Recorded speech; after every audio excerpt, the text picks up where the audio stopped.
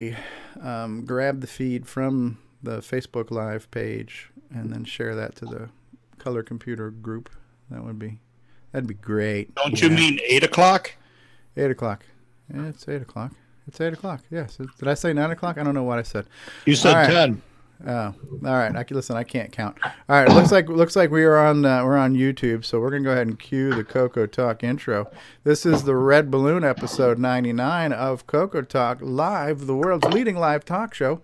And cue intro in 3, 2. Nick Marotta. Hi, this is Dale Lear, designer of TRS-80 Color Baseball, and you're listening to CoCoTALK.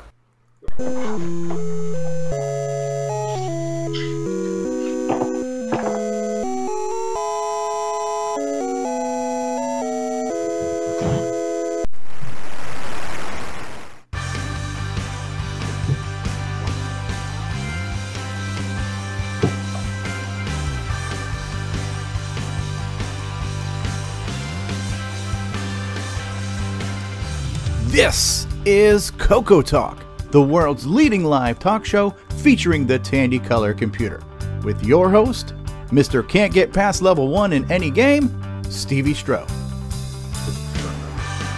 Good evening, everybody, and welcome to another episode of CoCoTALK. We are live. It is a Saturday night. Do you know where your color computers are? Hopefully they are somewhere safe and being well cared for. We're live. We are on the air. We have got a panel of people who, for whatever reason, keep showing up every single Saturday. So thank you, and I'm sorry. What is wrong with us?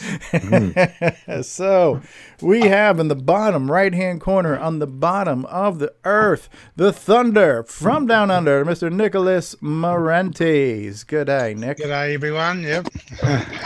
How's things? Nice and cold up there? Well, not in Florida. It's nice and warm here.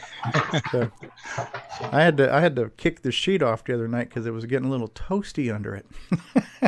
Shut up.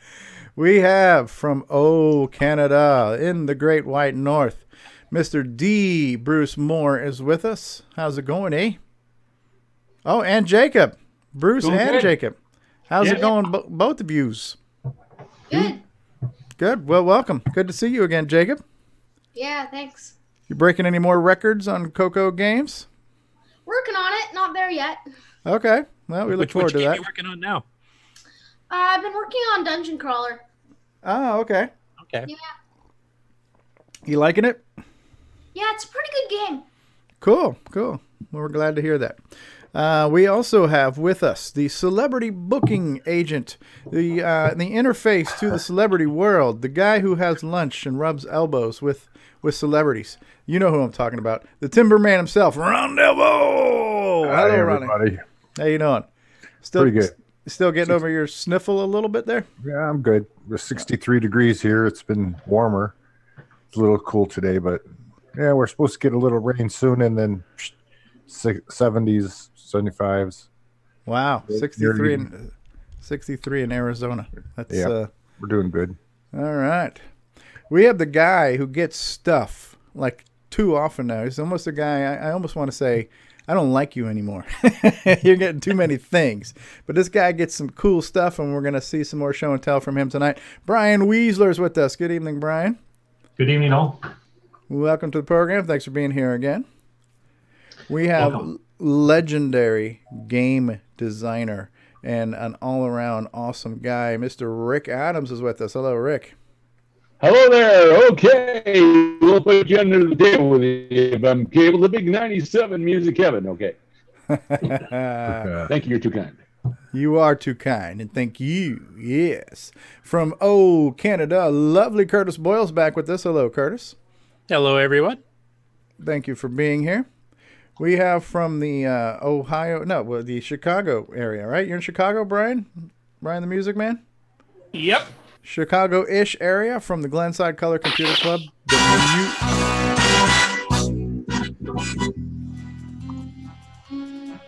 Got his own theme music. Yes, he does. Starred straight. That's right. It's too bad it gets clipped a lot from the microphone or the noise canceling or whatever it is. But yeah, We're here now. But Brian, the Music Man Shoebring, is with us. Welcome, Brian. Thanks for joining us and getting that lovely haircut. And last, but certainly not least, I called him at least 3 times last week that I can recall. I called you Mark Bosley a few times last week, but it is Mark Bosley. Mark Bosley is with us this evening. Hello, Mark. Hi, how you doing? Good. Lovely shirt there. And once again, Ron and We're twinsies. We're negatives. Yeah, Ron Delvaux and Mark Bosley have the negative of each other's shirts, but that's cool. Yeah. Yin and yang. Oh, it'd be or that way. Well, okay, what did Nick Marota says? I kept refreshing YouTube on Roku until I saw the link to the live stream. What does that say about me? Oh, wow. So, I mean, and that means you were like waiting? I don't know, right? Well, thank you. And Nick Marota's here. Ken Reichert had asked earlier before the show started in the live chat. We've had a handful of people hanging out, anxiously waiting for the program to begin. So one of the first people that chimed in was, Mark B. before because he couldn't get on Zoom. And then we had Joe Burnett in there saying, woohoo, good evening. That was at the 15-minute mark. Ken Reichert was asking about 10 minutes before the show started, is Nick Marota going to be here? Because it's episode 99, Ken was also asking, are we going to have red balloons here, right? But Nick's here. Welcome, Nick. And then Scott Carter just joined us on Facebook, too. Hey, Scott. Did anybody share out the Facebook stream to the CoCo group? Did anybody have a chance to do that yet? Oh, thank you. There we go. All right. So, Nick Marota's here. Tom C. just joined us from Jersey. We're here. It's another week. So, we're going to play that game we play. We're going to say, hey, what was new in your world this week? Mike Craig just joined us on Facebook. Mike Craig says, I'm wearing the same shirt as Ron Delvaux right now. LOL. All right, Ron. There you go. So, very cool. So, Mark Bosley, have you done anything cool this week? Learned anything? Obtained anything? Anything you want to share or show and tell with us this week?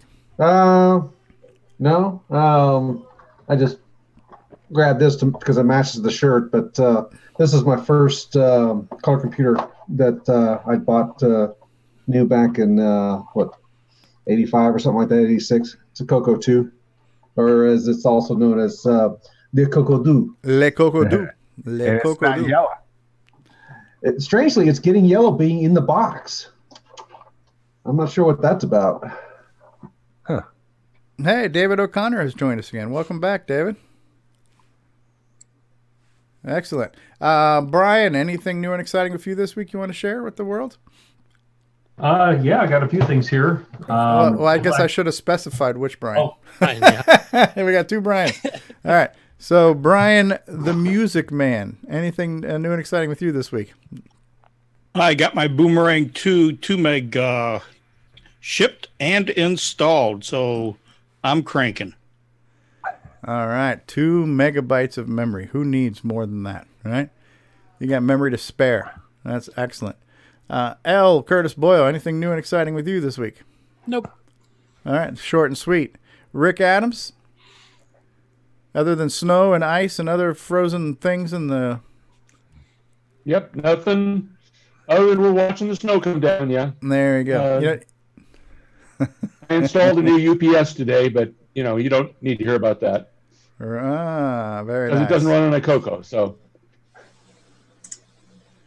Here we go. William Carlin says, hey, fellas, lurking and listening while playing Resident Evil 2 Remake. There we go. Mike Craig is here. Tim Franklin's here. What's going on, guys? Welcome, welcome, welcome. We know Brian Weezer does, so we'll save Brian for last. He'll be our show and tell segment. Ron Delvaux, have you posted anything on Facebook this week by any chance? Only once. Only once. I try and keep it low and down to just once. Under protest. It may be... fake news. Have you done any further work on the new Rainbow? Any new submissions? You have. I'm slowly moving along. Yep. Okay. I'm getting some ads put together and arranging the thing. I'm putting in placards where things are going to go. Okay. It's a tedious job. Somebody has to do it, and guess who? Who you going to call? Timberman. Yep. All right. Nah, excellent. Coming along. All right, very cool. Nick Marentes, did I see a new blog post, or is that just a? Yeah. I put up another blog post. Nothing really to show. I mean, I have done a fair bit, but one of the main things I mentioned on that blog is I'm going to start. What do you call that? Doing non-disclosure. Yeah, I'm not show so much of what it is, because I'm getting to the point where there's a lot of the graphics and stuff in Gunstar now. It's sort of the things I want people to discover when they play the game. So no spoilers. So it just, if I show too much, it'll just spoil it for those people playing. So I can still talk about it, but I'm not showing as much. No, so that makes sense. That makes sense. That was my main activity for the week. Well, Nick, your voice sounds funny. Do you have a cold? Oh, I've got a cold. Yeah. Yeah. I just thought it's because he was Australian. It's a transition from Australian to American. I thought he just went into a different state in Australia or something. Yeah. They kept a local accent. Well, I know you're doing a lot with your engine, and you got the multi-plane graphics and all that kind of stuff. And I'm not trying to brag, but I made a scrolling star field that can move behind text. So suck on that, Nick Marentes. Good stuff. Good stuff. And your game doesn't even require a joystick, Steve. Yeah, it doesn't require a joystick. Doesn't need a 6309 or 512 or anything. And it only has one level, right? Yeah, and not even quite a level yet. But you can't die, so it's perfect. So Yeah, there you go. Special Steve customized game there. Bruce Moore, Jacob Moore. Anything new going on in the Moore house this week other than working on Dungeon Crawl? Nope, nothing so far. Okay. Good. We're joining us again. I'm not sure if he's muted or unmuted, or if he's still working on it, but David O'Connor's here. Welcome back, David. Okay, we can't hear you. Can't hear you. Your lips move, but I can't hear what you say. All right. So, he's working on that. If only these, professional musical guys, knew how to get a microphone or headphones working. If only. So what is Mike Craig saying here? I have 3 guys wearing the same Radio Shack shirt here. It seems like Radio Shack t-shirts are like a virus. Yeah, they very much could be. All right, well, how about we do this while we're waiting on David O'Connor to get his sound check going. We have our show and tell segment. This is a new regular segment now that we're going to call "What Kind of Crap Did Brian Weezer Buy This Week?" So why don't you go ahead and show us what you got going on this week, sir, so we can all be jealous and hate you at the same time. Oh, well, don't be jealous. It's all there. So, I didn't show this on. I was traveling this past week with work, and had a little bit of time to go check out some of the thrift stores and Goodwill store that was in the area, and this guy was sitting on the shelf there. That's cool. Yeah, so I mean, it was reasonably priced, like $15, and it works just fine. A little yellow, but hey, it works, right? So nice, yeah. So those you don't see every day. Nope. So that was kind of a nice little find, and then another item that I also picked up at a thrift store, and it wasn't a Tandy one, but can't always be picky. So yeah, power. Yeah, those are neat. Those used to go like under the monitor or like in your desk somewhere, and you just kind of turn things on and off. Then you can flip the different accessories on. So that was kind of nice there. Do those have the little gas lights? A little what? Little gas lights like mine down here. That kind of flickered, like the lamp behind the switch. Oh, yeah, it does have kind of. Yep, they illuminate when you flip them on. Yeah. Yep. Yeah, the neon light. Yeah, they kind of look flickery a little bit. Oh, okay. Like a pilot light, Yeah. Okay, I guess I have to look a lot closer and see. I'm not sure. Yeah.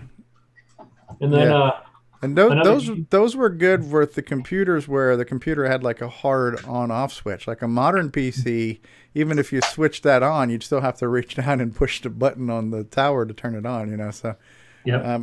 But that's a cool feature. Yeah. And then another game that I wanted to add to my collection there. Ooh, Space Assault. That's nice, clean, pristine. Yep, there's a nice clean box there on that one. And then another game I don't have in a box yet, but a little.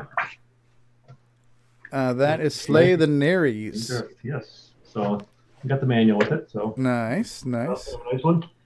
And then Mr. Rick Adams will like this one here. Ooh, yes. Thank you. Yes, you're too kind, and thank you. A couple more of those, Rick can buy a new car. There you go. And then I did share this one on Facebook. I don't know. I just it kind of piqued my curiosity, so I went ahead and grabbed it. Though it was this, it was a book. It was the Color Computer Playground. And it has about 40 different programs. It's more kid based. Yeah, but it's a good introduction to programming. So it has a bunch of short little basic programs in there. So it's kind of a neat little book there, just to kind of through. So, yep, they get into graphics and audio and sound and just basic doing arithmetic and everything. So neat. So it's just all type-ins, right? You type in the program and run it. Exactly. Yep. So you just kind of has a little tutorial. It talks about what it is, and then goes into the programs. Okay. So, a little one. And then one that you kind of teased to last week, you were talking about it, and I found myself too irresistible to pass up, and that was that CoCo that you talked about. The CoCo 3, that's clean. Yep, and it has the 512 disto in it. Okay. So, and they didn't have to make an offer, so I made an offer. Yeah. And I was able to pick it up for about what some people buy a CoCo 2 that's in a box for. Wow. And so you made an offer and they didn't refuse. No, they helped me by $10, but then I took it. So okay. So that was kind of a nice and I've seen this past week. I've probably seen 2 or 3 CoCo 3s. I've seen a CoCo 3 with a boomerang board on it. I've seen a CoCo 3 with a 512 and 6309. So these past few weeks, CoCo 3s have been popping up, and it's weird. You go through some dry spells, but it's been like CoCo 3s are on the radar right now on eBay. Yeah, there's one out there that was like 125. I think someone might have grabbed already. So yeah, I've seen them, and I'm trying to be a good neighbor and not buy something I don't need. Although I want it, it's like I see it, and it's like I have this like gravity. It's just like must buy. So it's just like it's really hard. There was kind of nice to get that one, and it in the description it didn't say that it was in a box, but it showed up in a CoCo 3 box. Oh wow! Yeah. The only downside of the whole purchase was the serial number was not the same on the box. So okay. I always like to see the serial number the same, but yeah, because when you go to return them, that's the first thing they check. So. And there's some warranty problems. Exactly. But it is kind of nice though, when you got the matching serial numbers and everything with the. Yeah, absolutely. But so it was kind of a fun little week when I got back into town and kind of pile of boxes to go through. So neat. Excellent. I don't know if David's. I see David's got his CoCo SDCs behind him. David O'Connor. Looks like his Mega Mini MPIs are there too. Can you hear us, David? Oh, I can hear you. Can you hear me now? Yeah, we hear you.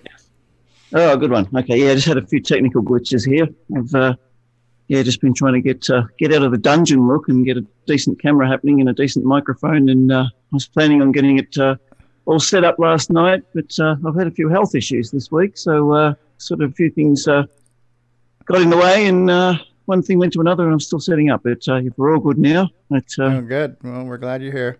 You're coming in a little hot, so I don't know if you can. I can pull that back just a little bit, a little overmodulated there. Yeah, Dennis Kitts. And Dave O'Connor looks like Dennis Kitts. You look like a young Dennis Kitts. Yeah. There's Rick Adams' LED display there, the CoCo Fest. Okay, let me try that. Okay, let's pull that level back a little bit now. That should be a little. You're a little warmer. Yeah, nice. And we have Bill's iPad has just joined us. Bill's iPad, are you there? Hello. Is that Bill's iPad? Yeah, it is. Siri, order 100 rubber ducks and send to Bill Noble in Saskatchewan, and or Alexa, or whatever it's called. So and overnight shipping. Yeah, overnight shipping of 100 rubber ducks to Bill Noble. I approve the purchase. How's it going, Bill? Oh, pretty good. Good. You're in the dark, just so you know. So David, you got your Mega MPIs in, right? Your Mega Mini MPIs? Yeah, absolutely. I'm really impressed with the OPL chip, the OPL3 chip, that Yamaha chip. It's I see why everybody was hyping it up. It's actually a really impressive chip. Nice. Very cool. And, when I first got them all plugged in, I put the CoCo SDCs in, and it would freeze on the loading of the Explorer. And I thought, oh, what's going on here? So it was just an easy fix, though. I just needed to update the Explorer version. Oh yeah, that was posted. That issue was kind of discovered and I believe fixed. So that's good. So yeah, I'm going to be as everybody's chatting. I've still got to plug in the audio from the output of the Mega and Mini MPI here. And I've got Ed Snyder's chiptunes player running here, so I'm hoping to run the audio directly into the interface to give some decent, a decent preview of some high quality audio from it. Yeah, nice. We look forward to that. And Bill Noble, what you been working on? We showed off a week or so ago your ease of use bootloader menu thingy. That looked really cool. Oh well, that's still the priority right now. Yeah, still working on that. Yeah, actually, got a little bit of the interface already completed. Starting to work on the actual editor itself for inserting and deleting. Things seem to be going pretty good. Cool. That's neat. And unfortunately, the menu item's going to have to have about 3 or 4 options for sound drivers and about 9 or 10 options for real-time clocks at this point. So the menu choices continue to grow. Right? And don't remind me. Be updating it every week. And would you like fries with that? So. Cool. What else is going on? Anything good in your world there, Bill? Not much, other than the fact that it's actually starting to warm up. I hear that. Frozen north. Hey, Mark D. Overholzer says, I should be home in a bit. Mike Craig says, I won't say how many CoCo 3s I have, but they should last me till I'm dead. That's a good problem to have, right? When your CoCos outlive you, I guess that's a good thing, right? So hopefully they find new homes. So, all right, very, very cool. Yeah, we definitely look forward to hearing some of that chip tunes when it comes up. We do have some news to go over. Maybe we can take a break before we start the news. But have I missed anything? Have we done a good enough job here going around the room saying hi and talking about what we haven't done this week and how the weather is and all that kind of stuff? Yeah, I think we're good. All right. So how about we take a brief, quick break? Let's see what commercial I want to play today. We've heard from Fletcher. Actually, how about we're going to do this? We are going to go ahead and play a Boomerang commercial since Brian Schubring mentioned he got his Boomerang in. So how about we run a commercial here for Boomerang, and we'll be back in just a moment, kids.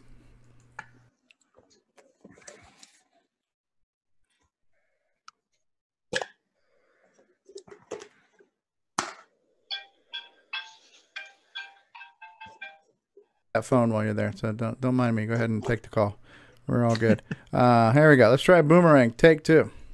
Yeah. Hi, I'm Tim. Playing Daggerith like that idiot from the book. You're watching CoCoTALK.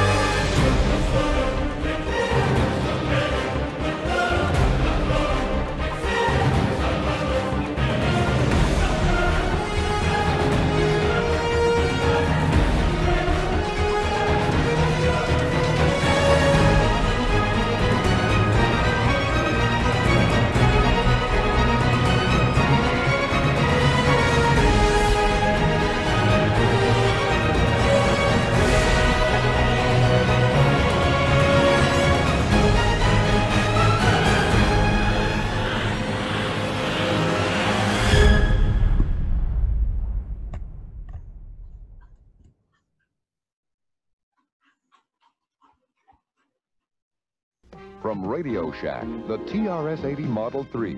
And at $200 off, it's a great value. Select from Radio Shack's huge program library to aid your children's education, plan your personal and household budgets, or to entertain with fast-action games. You can even learn to write programs. The TRS-80 Model 3, on sale for $7.99, only at Radio Shack and Radio Shack Computer Centers, the computer experts. We now return you to CoCoTALK. All right, and we're back. Welcome to CoCoTALK. We're here, and I got a question. Yes. Hey, how many people here actually do their bills and stuff on the spreadsheet? Anybody? We do. Well, you're going to be more specific on a spreadsheet on the CoCo, or just on a spreadsheet in general? No, on a PC. Oh, you mean like using a spreadsheet? Yeah. To do your personal Because, finances? we just saw a commercial, and back in the 80s, they did it on their computer. Yep. Do you still do it today on a spreadsheet? Anyone? Yeah, actually we do. I do have a poor man's checkbook register that I do have on a spreadsheet. And it's only as good as how often you update it, and it's not linked to anything. So yeah. Matter of fact, when I learned how to use a spreadsheet, that was the example somebody showed me. They showed me how to do a simple checkbook register with formulas. And that's kind of that was my introduction to Excel back in like the Windows 3 days. Somebody showed me how to use Excel and do a simple check register, and that was how I got started in spreadsheets. So yeah, I still do that. You didn't get in on the old VisiCalc days? No, I missed. I wasn't really interested in spreadsheets at all during the CoCo time. I was zero productivity was, a concern of mine. So yeah, because we had a few. We had a Spectaculator. We had Dynacalc. Yeah. Oh, that was what sold. Those were the killer apps that sold computers, were spreadsheets like VisiCalc, and later on Lotus 123. Spectaculator, whatever it was. We had those integrated suites too, like the Elite series, which had Elite Calc and Elite Word, and we also had VIP. Right. There was quite a bit. Yeah. And then DeskMate, and later on Microsoft Works, and then Microsoft Office. But yeah, the spreadsheet and the word processors were the killer apps that sold business machines. This gave you a reason to use the machine because you can now do something with it. Yeah, I remember Rainbow published one they called MiniCalc, whatever you could fit onto one screen. So I think it was like 3 columns by 12 rows or something. That's all you could do on it, but it did work. Yeah, it's like that CoCo 2 commercial. Honey, can you help me with this budget, please? Shut up, bitch. That's 2 years after the divorce. How about a new game, Dad? You whiny, sufferable. Go get a job, freeloader. We need another CoCo 3. And when I was a kid, all I had was a shortwave. So, so I that might be uncommon, because I think most people do it either online or, online banking, or maybe like a, what the hell do they call that program? Quicken or something like that, So, cool. All right. Well, who joined that we have not spoken? Everybody's still here, so nobody new. All right. Well, we can jump in, and this is good. I think I almost feel like we're running out of show when we barely just got started. But there is news. There are things to discuss. So in order to do that, we should play a little clip here from L. Curtis Boyle here. So let's try that right now.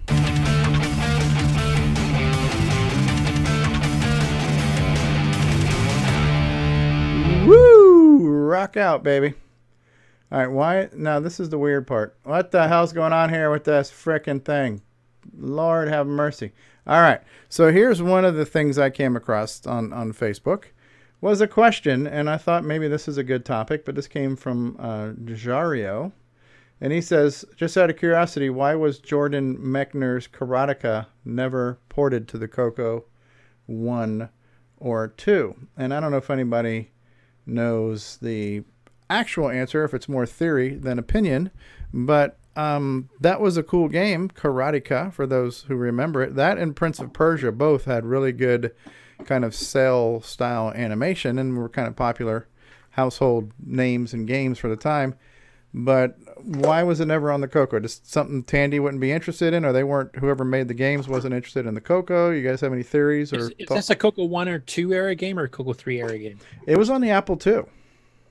No, but when was it released? Like, when would it have been ported? If When it was had been? Karateka and Prince of Persia out? Early, in the early 80s. Yeah, so if it's CoCo 1 and 2, Tandy at that time wasn't really willing on licensing too much stuff. They barely licensed anything at all. I mean, Ed Zaxxon, Huyan, and Poltergeist. Yeah. So. And it could be that. And now, were those Broderbund, or how do you say that company name? I don't even know. Broder. I'm not sure. But was it that company that released them? Which one? Remember? Which game? The Karateka and the Prince of Persia. I think they're both made by the same guy. Wasn't it Jordan Mechner? Didn't he do them both? Or no? Which publisher actually did those? Yeah. Well, I'm just wondering if that publisher was more into the 6502 type machines, and they didn't have guys who worked on the 6809 too. And it seems like some of those games that were on those systems, all those systems had the same CPU, so it was somewhat easier to maybe port the code from platform to platform. I think it was more licensing issues because nobody would be willing to pay for the license at that point. I mean, Broderbund, whatever you want to call it. There, when the CoCo 3 came out, then they started getting interested in the Tandy, because then we did start getting stuff like Where in the World is Carmen Sandiego? That's a Broderbund title. Okay, all right. Example. So it might just been timing. Yeah, it could have been a combination of the CoCo not being either recognized or respected at the time, and Tandy just being too cheap. Any combination of those two. Is a probability. But would that be interesting to port today? I would say absolutely. Like, we've got the guy in Australia, Nick's neighbor. Nick, look out your other window. Who's the guy who ported Lode Runner from the Apple? I'm drawing a blank right now. Mark McDougall. Mark McDougall. Mark has ported a bunch of stuff. So if anybody could do that, maybe Mark could port an Apple. Listen, it's an Apple. If it can run on an Apple, it can run on a CoCo 3, right? That should be a given. So, but that would be kind of neat to maybe see that ported, one of those transcodes where they just transcode the whole program and it runs natively. So, or something like that. I know we had a game called Karate Man or Karate Dude or something, or was it just called Karate? Wait, Kung Fu Dude, is that the one? Kung Fu. Well, there was a Dicom, right? So it was kind of more like the arcade game, right? Where you had a two-player. That's Karate. That's Karate by Dicom. Kung Fu Dude is by. Okay. So we've had one or two kind of fight-ish games on the CoCo. I don't think any of the fighting games really blew us away with. Yeah, Kim Guy to be Ninja is probably the best one. The CoCo 3 required for that one. So. Okay. So that was an interesting question. I don't know if we know the real answer, but it never came to pass. But that might be a good project for somebody to do, either to transcode it, create your own reimagining, or just make a new game inspired by that. It'd be kind of cool to see on the CoCo. Did anybody ever play Karateka back in the day?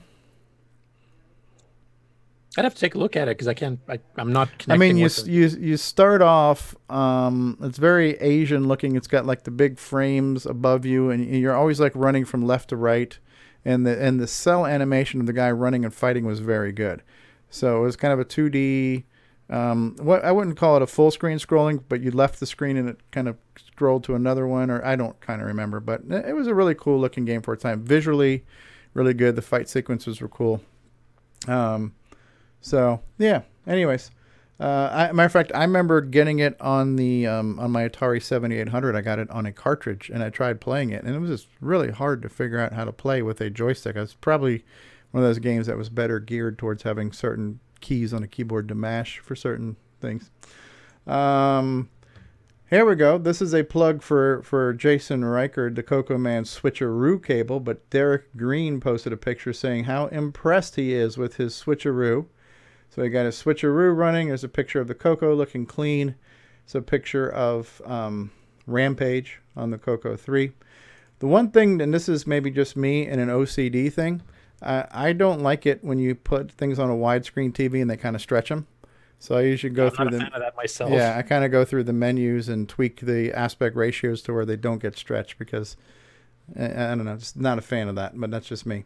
But yeah, like for example, Rampage is much wider than it probably would have been on a 4:3 screen. But yeah, the clarity and the color on this look really, really good, right? There were some discussions on Ed Snyder's Gimme X2, and so having that kind of clean VGA output would be kind of cool as well. So that looks cool. Yeah, everything I do on my CoCo 3 now, I'm doing through the switcheroo, so I'm a fan. One of my favorite PCs. This is my second CoCo. My first CoCo was the silver one. My second CoCo was this model right here, right? So the white 64K CoCo 1, the flagship CoCo of the time. Oh, Ken Reichert says, Jason is my favorite brother. That's good. So it says, finally pick up the white model. Been searching one of these for ages. Needs to be retro brighted and repaired as it doesn't turn on. Okay. Well, hopefully that's an easy fix. But yeah, it's even got the melty keys on it. The keyboard looks pretty shiny. So that looks good. Yeah, that computer is pretty near and dear to me. That was I spent a lot of years beating on that 64K CoCo. And it's one of the rarer ones, too, because it was kind of the transition piece between the CoCo 1 and the CoCo 2. Yeah, yeah. Here's Ron Delvaux showing off his. There you go. And here is, okay, CoCo 1. There's a silver CoCo 1. Look at these, huh? We got two. What's the difference here? Oh, this one has, I don't know if that's a custom job with the harder keys. I don't know if they actually released a hard key version of the white CoCo 1. I don't recall it. Because this didn't come out till later CoCo 2. So maybe this was a keyboard swap. Yeah, because the first CoCo 2s came with melted keyboards too. Yeah, unless maybe this might be the I believe in Australia or Europe they released this model as the CoCo 2, and they actually called it that. So I'm not sure. CoCo 2. CoCo 2, le CoCo 2. All right, here's a nice picture of it. Yeah, it sure is a purty machine. I'm lucky I have one. I have one in my collection, and I'm very happy about that. So that's cool. That's Chris who posted that. That looks neat. Tony Pedraza letting us know on the Glenside Color Computer Facebook group. He's letting us know that there's less than 60 days until CoCo Fest 2019 at Heron Point in Lombard, Illinois. There are only 2 more exhibitor tables left in the main room, but there is overflow space available, and there are places to call home if you want to rent a small spot. GlensideCCC.com is the website there. May the 4th, right? May 4th. May the 4th be with you, right? So that's the weekend, May 4th and 5th. So if you were thinking about getting a table, then you might want to get that table. Brian Weasler, what did you just post? Oh, is that Karateka? Oh, you got a video for Karateka. Okay, so we'll pull that up. Yeah, I think it is. I'm not sure. And so this is old news at this point. This was Brian Weasler showing us his thrift store finds. That's old news at this point. Another one here. Here's a question. Brian Weasler just stirring the shit pot here, but he's saying my CoCo is better than your computer. Prove me wrong, right? So, and he's just saying that he felt like a lot of the games on the CoCo were just better than some of the 8-bit contemporaries. So an interesting discussion ensued from there. And what I thought was neat was basically Nick Marentes showing some side-by-side pictures. And sometimes a picture is worth 1,000 words, but you can see here that the Commodore I think these were all compared to the C64, Nick. Was that correct? Yeah, that's right. Yeah. So when you've got 16 real colors, it's hard to compare sometimes. But I would say for only having 4 colors, we did a pretty good job. And when I say we, obviously the guy who made the game, but he's been on the show. So yes. So, so I mean the CoCo verse, when you look, Sailor Man was a very well done game. It's the best. Yeah. And so sometimes even having the colors and the sprites, did the games have good quality gameplay? And I think maybe what we might not have had visually, I think in gameplay, a lot of the CoCo games really just had a good feel to them, very solid professional feel to how they played. It also depends if you're comparing CoCo 1 and 2 with the C64, if you're comparing the CoCo 3, because they're kind of like 3-year offsets. I think it was 1980, the CoCo 1 came out, 1983, the C64 came out, 1986, the CoCo 3 came out. Like I compared our Gauntlet 2 with the Apple II and the C64 versions, and we stomped the crap out of them. Yeah. Speed-wise, color-wise, you name it. But that's CoCo 3, so. Right. That would like I know it's not a completely technologically accurate comparison, but the CoCo 3 to the Apple II is kind of like the Apple II GS in a sense. You know, it's a better graphics chip anyways. So it would be like saying a game on the GS comparing that to the Apple II. It's going to be better. But yeah, I mean, visually the C64 seems to win each time in these screenshots. Just the color palettes and having more colors on screen definitely look better. I never played any games on the C64, so I can't tell you how well Zaxxon played. But yeah, the Puyan was probably one of the worst choices in colors. However, that being said, the sprites looked very well, and this is my least favorite color set ever. But for whatever reason, they pulled it off and made it work. And other than the colors kind of hurting your eyes, the contrast of the white wolves and pigs on the weird fuchsia backgrounds, you could see everything, and nothing kind of got lost. Like even on the blue and green screen, sometimes the blue and red kind of got lost on the TVs, you know, because they were such dark colors, there wasn't a lot of contrast between them. So despite the odd palette, I think this game worked. But the one on the right looks better, and we've got a patched version of this, right, for the CoCo 3 where they fixed where they fixed those palettes. And the CoCo VGA is capable of changing them too. Interesting. And the irony is that the color set, the green, the other alternate color the red, set green, and blue would have suited Puyan better. Yeah, because that would have what it closer resembled. It would have been really good, but yeah. Yeah. So why they chose that? Oh, sorry, go ahead. Go ahead. No, you go ahead. I was just going to mention, like, there's some others were mentioned, including myself, like Sea Dragon. The CoCo version is actually better than a lot of the other 8-bits at the time. Okay. Donkey King was one of the best Donkey Kongs, one of the few that had all 4 levels. Yep. So there's a few that we did. Time Bandit's another one. Yeah, Time Bandit was a good game. Cashman, I think, will rival Jumpman on the C64. Okay. Fair enough. And yeah, maybe there's a little bit of bias here with us being CoCo guys. Maybe being a little bit more favoritive of the CoCo versions of these games, but you got to be fair is fair. Yeah. And you got to compare the technology too. Like if you're talking about a computer, created 3 years before.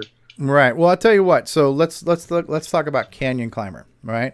So Canyon Climber on the Atari 800 looked better. However, it was slow. It was god awful slow. Like on our Canyon Climber, especially when the more you play, the faster it gets, and you can climb up those ladders like blah, blah, blah, blah, and you're just like boom, you're up the ladder. The Atari never reached that speed. Now, did they intentionally slow it down? I don't know. I didn't write the software, but it just felt like something I did in BASIC half the time. It's just like this really sluggish animation of doing jumps, and the ladder climbing was never that good. So. Yeah, Nick Marotta says that Donkey King is one of the few with the Pi level. Yeah, at that time, especially on home computers. Absolutely. So cool stuff. The Joust games in the CoCo, I really enjoyed all of them.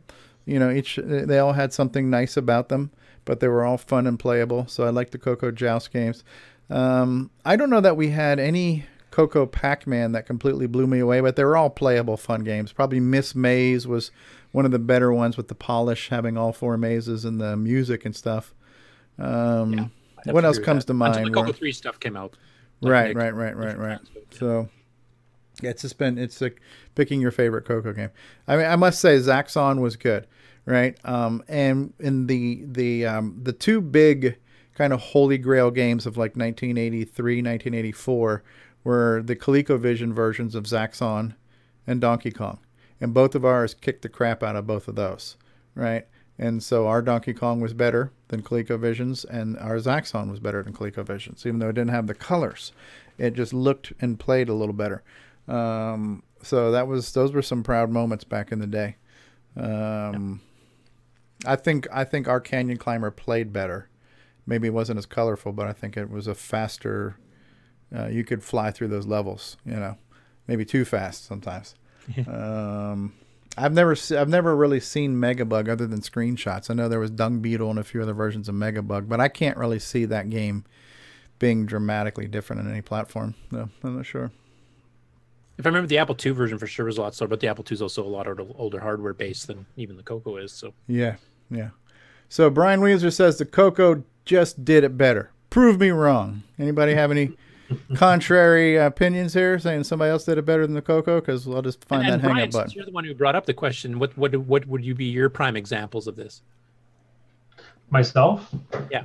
I like the Zaxxon. That was probably one of my favorite games, I guess. So that's the one I was kind of referring to there. I enjoy playing that game, and yeah, and it kind of takes me back to the arcade days, because that was a game that I enjoyed playing at the arcades, and also enjoyed it on the color computer. So that was probably my game of choice there on that one. So Galagon was pretty damn good. Galagon was pretty spot on with all the levels and the challenging stages and everything. Spectral Associates. That was a good one. Our Berserk was damn good. The original Berserk. Yeah, the original Mark Data one was actually quite close. Yeah. That was actually one of the first ones. That one and Astro Blast were the first P Mode 4 artifacting games I ever saw. Yeah. Astro Blast just blew me away. And that's a clone of Astro Fighter in the arcade, not Astro Blaster. Right. Yeah, and Nick Marota's pointing out that, ColecoVision had Donkey Kong on the right-hand side of the screen instead of the left, which was just literally backwards from how the game was. But they and just only figured, 6 girders, too, instead of 7. Yeah, and they're like, well, the screen's shorter. We don't have the imagination to scale anything, so we'll just cut a third of it away. And it just worked out where that last one was going the opposite direction, so screw it, he's on the other side. And it is what it is, right? So yeah. Quicks was good. Yeah, our Quicks games were good. I mean, Space Invaders games were good. Our Asteroids games were good. I mean, Asteroids is pretty straightforward of a game, but Microbes was a pretty good Asteroids game. You freaking Polaris. Yeah, Polaris, that was one of the best 4K missile command with only 4 colors. And one of the few that supported having your separate bases, which actually was advantageous because you could shoot a shorter different keys. Yeah, there were 3 different keys you used to shoot that with. Because everybody else kind of modeled the Atari 2600 version, which was a pain in the butt compared to you press one button and anyone will shoot towards the thing, right? Yeah. Polaris was damn good for 4K. Oh, but Dino Wars. Nobody had Dino Wars, so. And Protectors too. I compared ours with the Commodore 64, and some of the graphics are a little bit smoother, but some of ours were smoother, and ours actually was, ironically enough, was more colorful because of the graphics mode they used. I guess I should have put up screenshots like Nick did. I just looked at a few of them on YouTube. Yeah. And there is a link to Karateka. Let me pull that up real quick. Hopefully we won't get a copyright bug for this. Oh, this is the CoCo karate game here. So this is karate for this is our friend in Germany, High Retro Game Lord, right? So this is the CoCo karate game, written by Dave Dyes, distributed by Dicom Products, right? So we can turn that down just a bit, huh? So here we go. Actually, this, other than being a little slow, that's not bad. Ooh, look at that. It's like single cell animation. First he's down. That's what our viewers feel like. Yeah. He's completely on the ground. Now he's up in the air. I'm like, yeah, so really sluggish, right? Boom, boom. Yeah, painfully slow. But it looks pretty good. Pretty tall character. So this is a good example of what Karateka does not look like. So wasn't sure about that one. So. Yeah. So Brian Weasler says the CoCo just did it better on a lot of games. I think a lot of us will agree, even if we're biased, right? Root Beer Tapper was great. Nick Marota saying, hey, Matt City is here. What's Matt City's saying here? Or Matt Chi, C-H-Y. Matt, okay. Datasoft had 15 programs for 4 systems. 15 programmers for 4 systems. Wow. Yeah, Datasoft cranked some stuff out, right? So, all right, Rogelio, or we'll call him Roger, right? So we need to get him on the show. He was saying all the talk about real-time clocks on the CoCo. Remember seeing something like this a long time ago. The November 1984 issue of the Rainbow Speech Systems Precision Time Manual. And he says the documentation for this are in the Color Computer archive. So now your computer will always know the correct date and time. This amazing precision time module is calibrated to the National Bureau of Standards atomic clock, and you'll never have to change it, right? Using the precision time module to add time element to your game or use on a BBS so that the time will always be perfectly accurate. With a battery backup, now how much would you pay? This sounds like it was custom written for David Ladd. Yeah, right? Even when your computer is off, the clock keeps correct time by operating using the internal battery backup system. Months, leap years, and days, what's DAT, daylight savings time. The precision time module automatically adjusts for the different number of days in each month, as well as leap years. And believe it or not, it adjusts for daylight savings time, so you won't have to remember to spring forward or fall back, although it probably hasn't been updated since we changed that back in 2006, right? So, but for $49.95, this product was, you know, David Ladd. This was screaming David Ladd right here, right? So, yeah. Now that was one of several. We had ones from AlphaSoft / Colorware. They sold one for their A-Bus systems. Birkenberg had the smartwatch option for the Birkenberg hard drive controller. So we had multiple of these. Disto had one that they used to do in their 3-in-1 and 4-in-1 boards for the supercontroller too. Yeah. Yeah, well, this one is synchronized to the global thermal geosynchronous atomic real-time clock of I don't know, something or another. So yeah, that sounds pretty freaking awesome. And this was $50 back in the day. So cool stuff, cool stuff. So we will have many sound chips. We'll have more sound chips. I'm not saying sound chips, but time clocks. We're gonna have more real-time clocks than sound chips in the near future. So look forward to that. Now, here's a cool picture. Ed Snyder's Mega Mini MPI, and maybe we'll hear some of this on the show tonight too. So this was a post from Mark saying, a Mega Mini MPI showed up today. I couldn't resist filling up the slots and taking a picture. That sounds like something David Ladd would do. Yeah, I would. So Only 4, what? Only 4 slots. Yeah, it looks good next to the CoCo. It actually doesn't make these cartridges stand up too much higher. It's a little lower to the ground, so maybe your clearance might be a little less with this than a real MPI.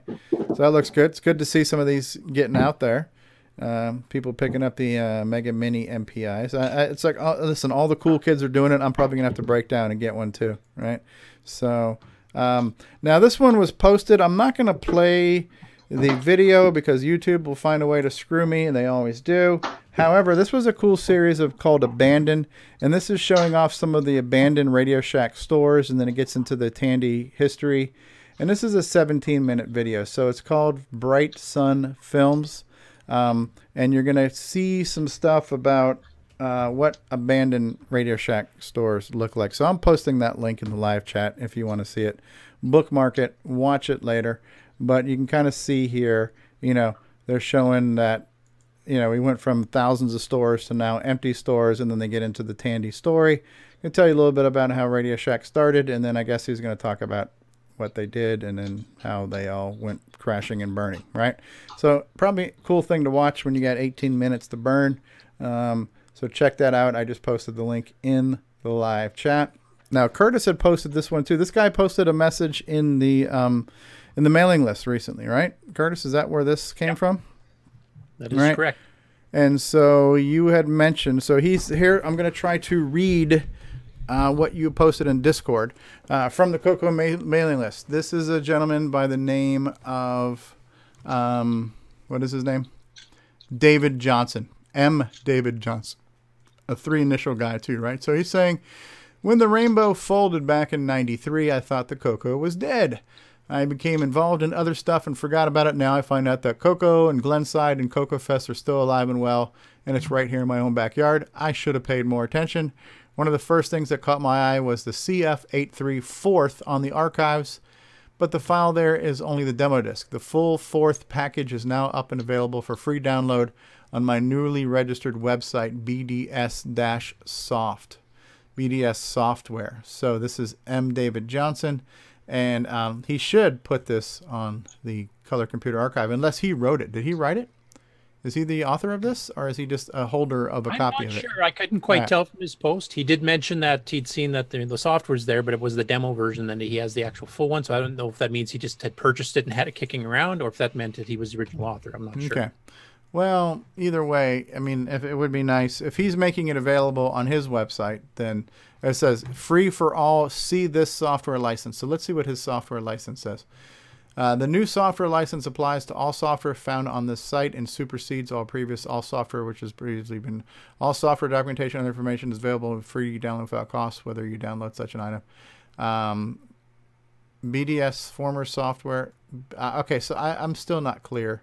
He does mention Jesus Christ here, though. So whether you download such items directly from the site or obtained from any other means, you are hereby licensed to copy them, to sell or give away such copies, to use them, except any way whatsoever, so long as nothing you do with them would I can't read. The name of our Lord and Savior Jesus Christ. Okay, so as long as you don't take Jesus' name in vain, I guess you're okay here, right? So, so anyways, it looks like we've got a copy of Fourth on here. If you want to get Fourth, go Fourth and get yourself some Fourth.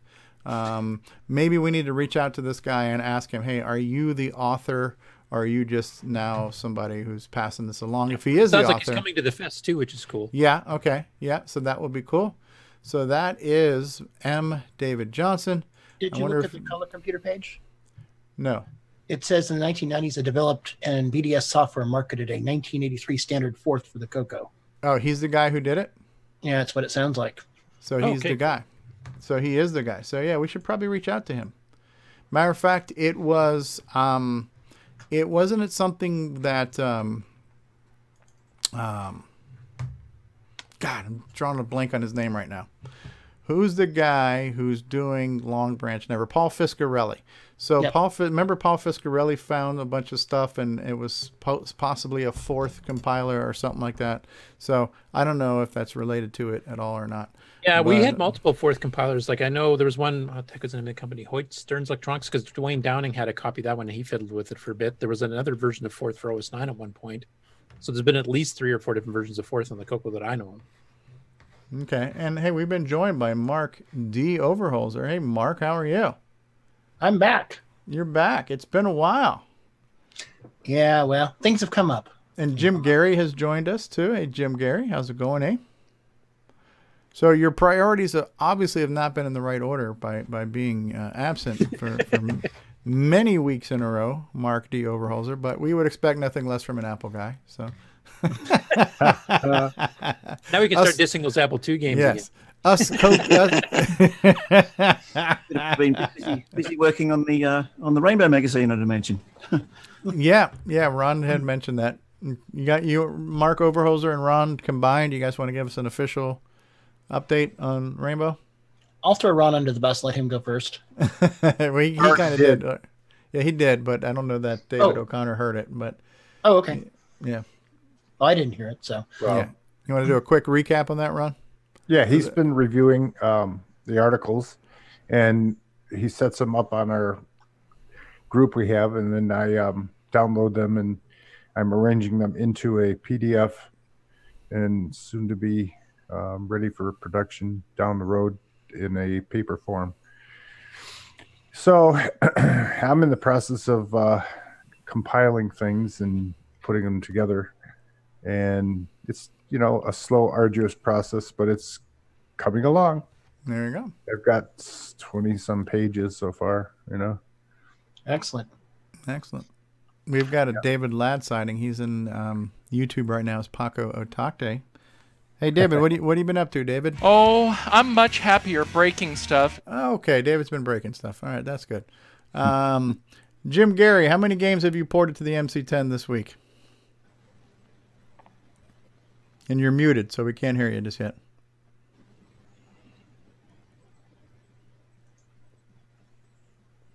Apparently he's busy porting even as we speak. This is the sound of Jim Gary unmuting his software, ladies and gentlemen. So. There we go. He's unmuted. We hear you now. Okay. I don't think I've done anything this week, but I've started a project. Oh, okay. You started a project. Okay. Well, we'll catch you some slack. I'm making a platformer for Retro Challenge. Oh, nice. Yeah. Look forward to You're programming something in BASIC? Yeah, I'm working on phase 2 of Cosmic Aliens. It's going to be all kind of text-based, so just using literally like letters and symbols and stuff. No graphics at all. He's waiting till you finish so he can port it. Yeah, well, this should be fairly portable. I'll scale it. Yeah. Actually, it would be an honor to see it on the MC10 when it's done. Are there ways to peek the keyboard in the MC10 if you hold down a key, like arrow keys and stuff? Yeah, you use you peak 2 and peak 17023, I think. All right. Yeah, Well, and those. Yeah, and you get a rollover. You got to peak 2 values, huh? Yeah, that's peak 2 values and add them. Okay. All right. Yeah. Sounds good. Your intro screen on that, Steve, the one where it draws the each line horizontally in columns, the inverse. Did you get my thing about the about using a text string there instead of using? Well, yes, but there's number one, that character can't be printed without changing things because it's inverted. It's an inverse character, and the only way you can get the inverse on the screen is to poke them. Unless you screw with the VDG and you could just inverse everything. But the other reason why that is being done that way is because as you're seeing it paint in the screen, that's actually as I'm building my tables. So I'm just giving you something visual as the table's being. I had to build that table so I have all the XY coordinates of the screen, and so that was just visualizing that. But that makes sense. Yeah. So, So he sent you something that was upside down. Screenshot of the CoCo versus originals here. What is this? L. Curtis Boyle. Oh, that's Curtis's website, right? So we can switch back over to that real quick. Curtis has hardly complete, but at least gives you a comparison between the CoCo versions 1, 2, or 3 versus the original arcade. It doesn't compare with the other platforms. Right. So for example, this I need to unzoom this a little bit. You don't hear her say this too often, but it's actually too big right now. So this is the arcade version of 1942. 1942, that came out in 1984. Let that sink in for a minute. And then we have Fighter Pilot. Okay. There's Amadar, which was released as Cuthbert Goes Walkabout, which I have never seen, but that looks cool, and I might want to play that. And then there's obviously Asteroids, and then we've got Color Meteoroids, which was then later renamed to Microbes. And then there is Star Blaster, which actually looks halfway decent. Yeah, that one's kind of a mix. It's a mix between standard Asteroids and Asteroids Deluxe because it adds shields and stuff. Okay, shields. Okay. Shields, but other stuff too. Then we had a arcade game called Astro Fighter, and then we have a CoCo clone called Astro Blast, looking rather good there. Avalanche from the arcade. And then this is obviously Popcorn. And then Ketchum was a derivative of that. And then we had something like Able Builders. This was, was that another? These are somewhat clones or derivatives of that game. Okay. All right. Then we get into Bagman. And then we have Baggett Man, which was pretty damn good. And if you look at the colors here, we're not really off by much. Bagman didn't have too many more colors than we had, so not a bad deal there. The original Berserk, and then we also obviously had Berserk, later renamed to Haywire. Android Attack, which was kind of weird. And then Monster Maze, which I originally wasn't a huge fan of, but at the time I didn't realize this, and this was only done in 4K. When you and this was an early game before anybody knew how to program on the CoCo. When you factor all that in, that's fairly impressive. But the picking up of the prize, picking up that little stack of gold bars, whatever, is an interesting feature, right? So we had a handful of those. Then we had games like from the arcade Bosconian, and of course Draconian, which in a way is slightly better. Play-wise, it's superior. Having to rescue the astronauts really added an extra element that the original did not. Yeah, and then having the giant dragon come up on screen was pretty impressive too. Yeah. Right. Burger Time in the arcade, and then we had Lunchtime. Oh, gotta go. I'm hungry. Yeah. Right. Then we had Carnival, which was cloned to Shooting Gallery, similar. Right.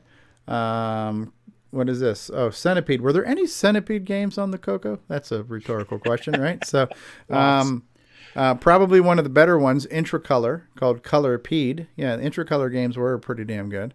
They had one that was also a clone of the Robotron, right? Yeah, Robotech. Caterpillar, Color Caterpillar, Slay the Nerees, Caterpillar Attack, Megapede, and Wiggleworm, right? So numbers of those. Circus Atari, or just Circus, and obviously Clowns and Balloons. We had a columns game on the Sega, and that was actually made by our very own John Strong, right? Called Gems. Looking good. Original arcade of Contra, and then we got a clone that was actually more closely to the NES version, right? Yep. More inspired by the NES version, but damn good looking game. Arcade game called Crash. We had one called Rally. Crystal Castles. We had Crystal Castles. Spelled slightly differently though, so it wasn't imposing on any copyright. There you go. Yes, TLE. Now here you can see obviously the arcade graphics and colors versus the CoCo did leave a huge to be desired there, right? Then we have Dig Dug, Pump Man, and Donkey Kong, and then we had Donkey Kong 2007 CoCo 3 version, Donkey Kong the King, Donkey King the King, Donkey Monkey, Monkey Kong. There you go, Canyon Climber, which was somewhat of a derivative of kind of derived from Donkey Kong, and then Donkey Kong Jr. We had Junior's Revenge, and Return of Junior's Revenge. And the list goes on, right? So I never knew this game existed, but Electric Yo-Yo, I didn't know that was a thing because I always thought Beam Rider was just a completely original game. Food Fight, we had Food War. Galaga, we had Galagon. Xenix was kind of a Galaga-ish clone. Galaxian, we had Birds and Galactic Attack and Galax Attacks and Space Ambush and Glaxons and Glaxon, Glaxoff. Space Hawk. Gauntlet 2 from the arcade. We had Gantlet 2. Very different name, completely. Gantlet. It's like that's how they pronounce it in Baston, right? When you're done packing the car, we're gonna play some Gantlet over here. Ikari Warriors. We had Russian Assaults, Joust. We had multiple Jousts, Buzzard Bait, Lancer, Pegasus, and the Phantom Riders. The Karate Champ. We had Karate. That's what you showed earlier, actually. Yeah, Ladybug, we had Doodlebug, and Marble Madness, we had Marble Maze, and Those Darn Marbles, which looks good. I could never get this to work. I must have bad disc images of this. I've never seen Those Darn Marbles. I'd like to see it one day. Millipede, we had Kingpede, and Monaco GP, we had Morocco GP, and Mr. Do, we had Mr. Dig, and Nibbler, we had Buzzworm, and Rat Attack. And Omega Race, we had Space Race. The list goes on. Paperboy, we had Paper Route. Phoenix, we had Demon Seed. And Popeye, we had Sailor Man. And Punch Out, we had a Punch Out clone called Knockout. Was this a Dicom as well? That looks like a Dicom game. Yeah, that actually looks halfway decent, right? Quicks, we had a couple different Quickses. So we had QX and Quicks. And Arex, we had Crazy Painter. Rastan, we had Warrior King. Somehow it looks like, listen, you got 5% of the screen real estate there, but what are you going to do, right? So Scramble, we had Scramble with a K, right? I like my eggs scrambled. Whirlybird Run and Chopper Strike and Sinistar. Yeah, this was a fun game. I played that one on the CoCo 3. That was a good one. The arcade one is way faster, though. Oh, okay, I could imagine, right? So Space Encounters was cloned, known as the Force or Intergalactic Force. We have a Tempest clone that's called Storm in semi-graphics mode, which actually plays very well. We had a couple of Tron clones. We had Electron and Kron. Track and Field, we had a couple of Track and Field clones. We had a Venture clone called Montezuma's Dungeons and Venturer. We had a Warlords clone called War Kings and Castle Guard. Zaxxon, we had Zaxxund and Z89. Cool. Yeah. So that's a list that Curtis made quite some time ago, and I'm sure there's probably there's tons missing. A few more at this point. But, I do have a ongoing list of stuff to add on that. So yeah, you need that. I've got a whole bunch of those made in BASIC. You need to compare those too, I think. Yeah, we need to add the Jim Garrett. I need a special MC10 section. Yeah. Right. Yeah. Anybody remember a game called Stellar Lifeline? Oh yeah. Steve Yorks. That was one of my favorite games. I was never a really big gamer, but Tetris and Stellar Lifeline were probably my two favorite games. Wow, cool. And as far as I know, Stellar Lifeline's an original. I don't think that's a clone of anything. Yeah, that's what I was going to ask next. Was it a clone? Because I don't remember it being in the arcades anywhere. No, because you were kind of like you had to escort the convoy to the finish line, right? And kind of sometimes move ahead and take off the incoming bad guys and stuff. Yeah, it was different. And then they'd sneak up on behind, and it was quite a good. It was a strategy game because they'd sneak up from behind. You'd get used to being in front, saving the convoy in front, and then one would come up out of nowhere, just out from behind, and they were the ones that were most difficult to find. And some of your enemies would like blow up the convoy, and others would steal them and drag them back the other direction. So you'd get your convoy split up all over the place, and you have to try to decide which part you're going to try to save. I had a cartridge of it. It's still probably floating around here somewhere, but I couldn't find it anywhere, and I was just really relieved to find it on the CoCo archive. Yeah. It reminds me of a game for the TRS-80. Maybe it's called like Rear Guard or something like that. There is a rear guard for the CoCo. That was officially from Adventure International. It's on my site too, rear guard. But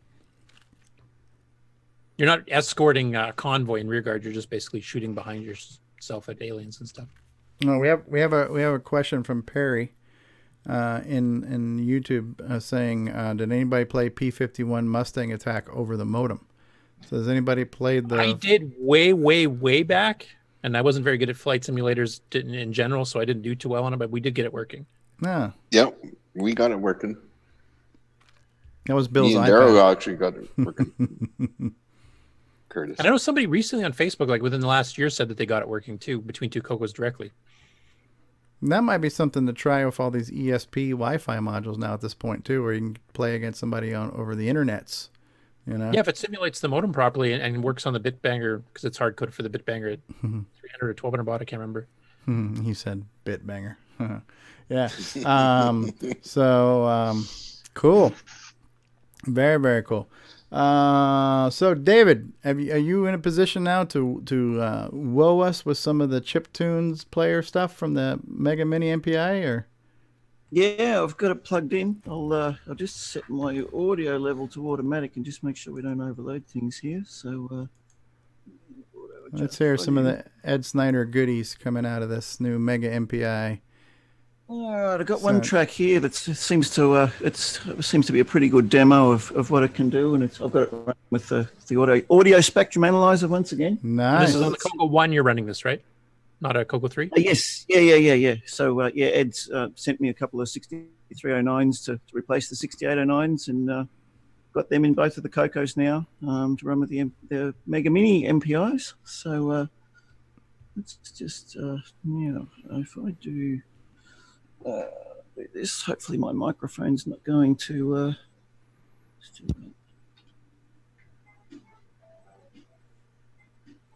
It's not coming through your mixer, though.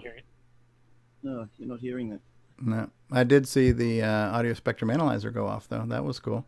Okay. Oh, hang on. Yeah, all right. Give me a couple of minutes to discuss something else for a second. All right. We'll do that. I've got to my mixer. I know what I've done wrong here. I will run another commercial. Let's see. We ran a Boomerang commercial. We're going to run 2 commercials. That way, if anybody has to go potty, we can do that. So we're going to start off with a switcheroo commercial, and then we're going to do a little something else. So, guys, smoke them if you got them. Go potty. We'll be back in a few. Brew break. Hi, it's Ron Delvaux, Timberman, and this is CoCoTALK.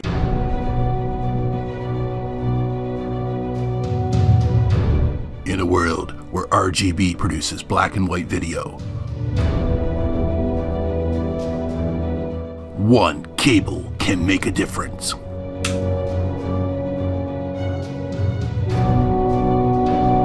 Switcheroo. CoCo3ScartCable.com. Some people have big plans after school. You know what Elliot's going to do? Jeff, too. Elliot's at work on a book report using scripted on Radio Shack's Color Computer 3. It hooks up to his TV. And Jeff's at his Radio Shack Color Computer 3 playing the newest football game. But wait, what's Elliot doing playing new Super Pitfall? And Jeff's having a blast with a new math tutor. You never know what you might try with more than 100 programs for fun and learning. Radio Shack's Color Computer 3 comes with everything you see here. Other items each sold separately. Only at Radio Shack. We now return you to CoCoTALK.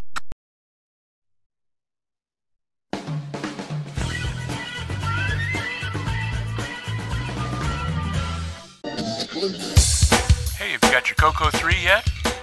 Hi, this is Rick Adams, author of Temple of Ram and Shanghai, and you've tuned into CoCoTALK, the nation's leading live talk show featuring the Tandy Color Computer. What's going on, everybody? Original Gamer Stevie Stroh here, and if you're a fan of vintage computing and retro gaming, then you're going to love our retro swag shop at 8bit256.com. There you will find custom designs by Instagram artist Joel M. Adams. You can get I'm a Coconut, CoCoTALK, and other cool video game images on a t-shirt, coffee mug, or mouse pad. So if you love retro, then head on over to the retro swag shop at 8bit256.com today. Tell them the Original Gamer Stevie Stroh sent you. Let the Radio Shack TRS-80 put the world of color computing into your home. Instant loading program packs turn any color TV into an exciting game arcade. And there's more. The color computer is an educational aid, a home management tool, an up-to-the-minute electronic information service. The programmable, expandable TRS-80 color computer from $399 only at Radio Shack, the biggest name in little computers. We now return you to CoCoTALK. All right, and we are back. Has your sound engineer gotten the board worked out for you? Yeah, it should be working this time. Yeah. Let's give this another shot. See what we get this time. He gives everybody a bad time.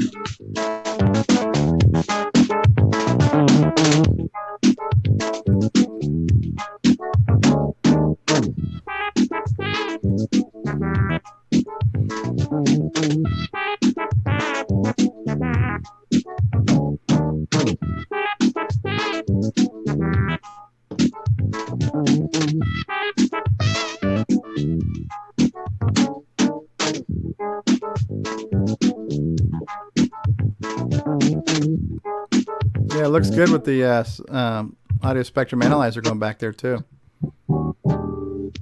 Yeah, this track's actually pretty good. It's got a nice groove to it. Good low end to it. Yeah. I like the drum and bass sounds on that. Yeah.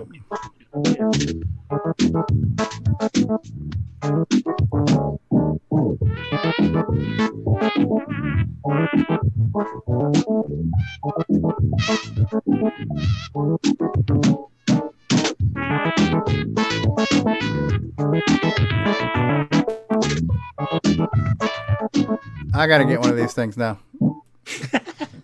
I want one. Yeah, and this is just on a CoCo 1. You imagine what you do with a CoCo 3 with one of these suckers. Yeah, it actually runs really the Ed's. I mean, this is only a beta, early beta version of Ed's chiptune player too, and it's actually quite stable. It's very good. Yeah. There's a couple of the more complex tracks. It tends to slow down a bit of the tempo. There's a couple of tempo issues on.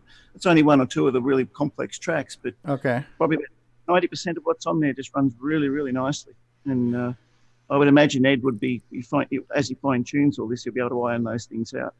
Yeah, so you've got a 6309, so this thing is cranking it up in the native mode and the faster speed and stuff, I would imagine. Yep. But just at 1 megahertz. Right. Or just does it not? What do you mean just at 1 megahertz?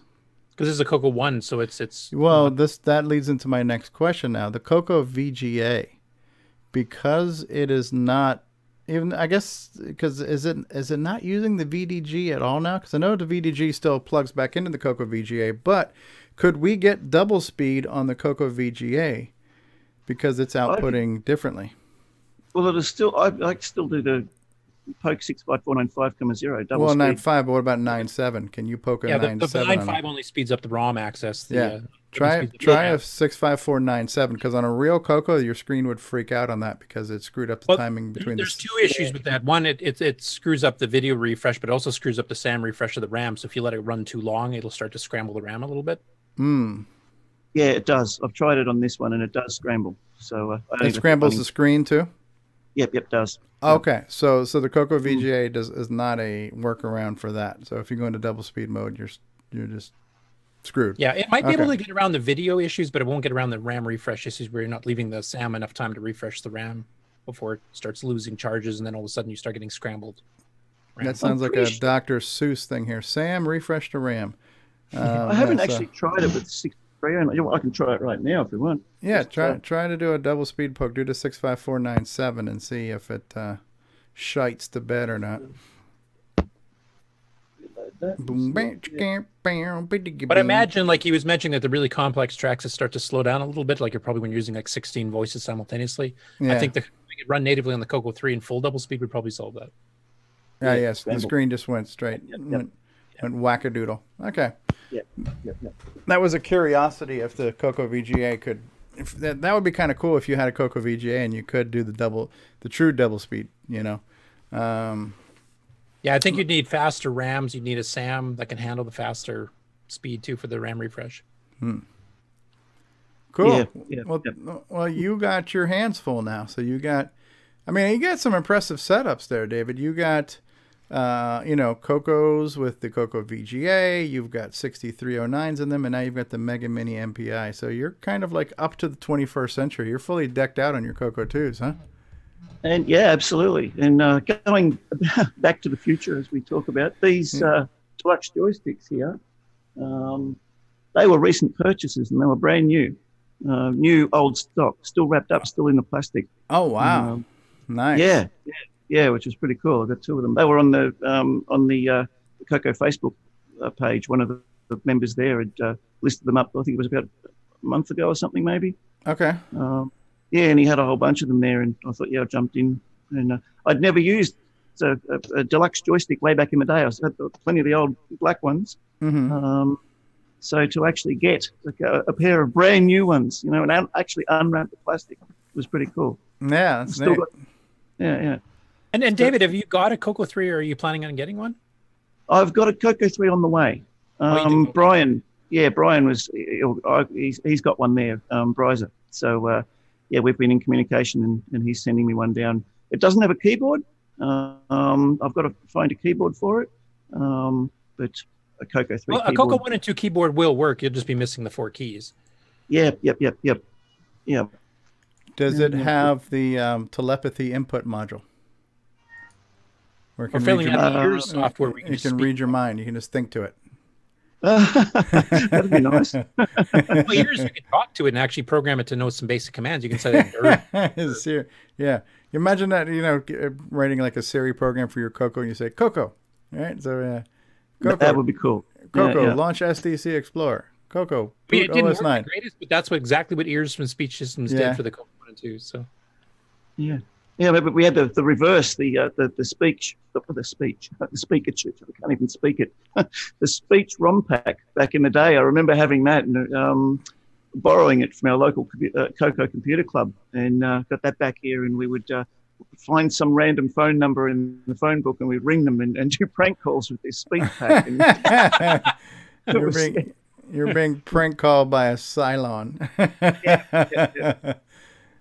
By your command. Yeah, that's funny.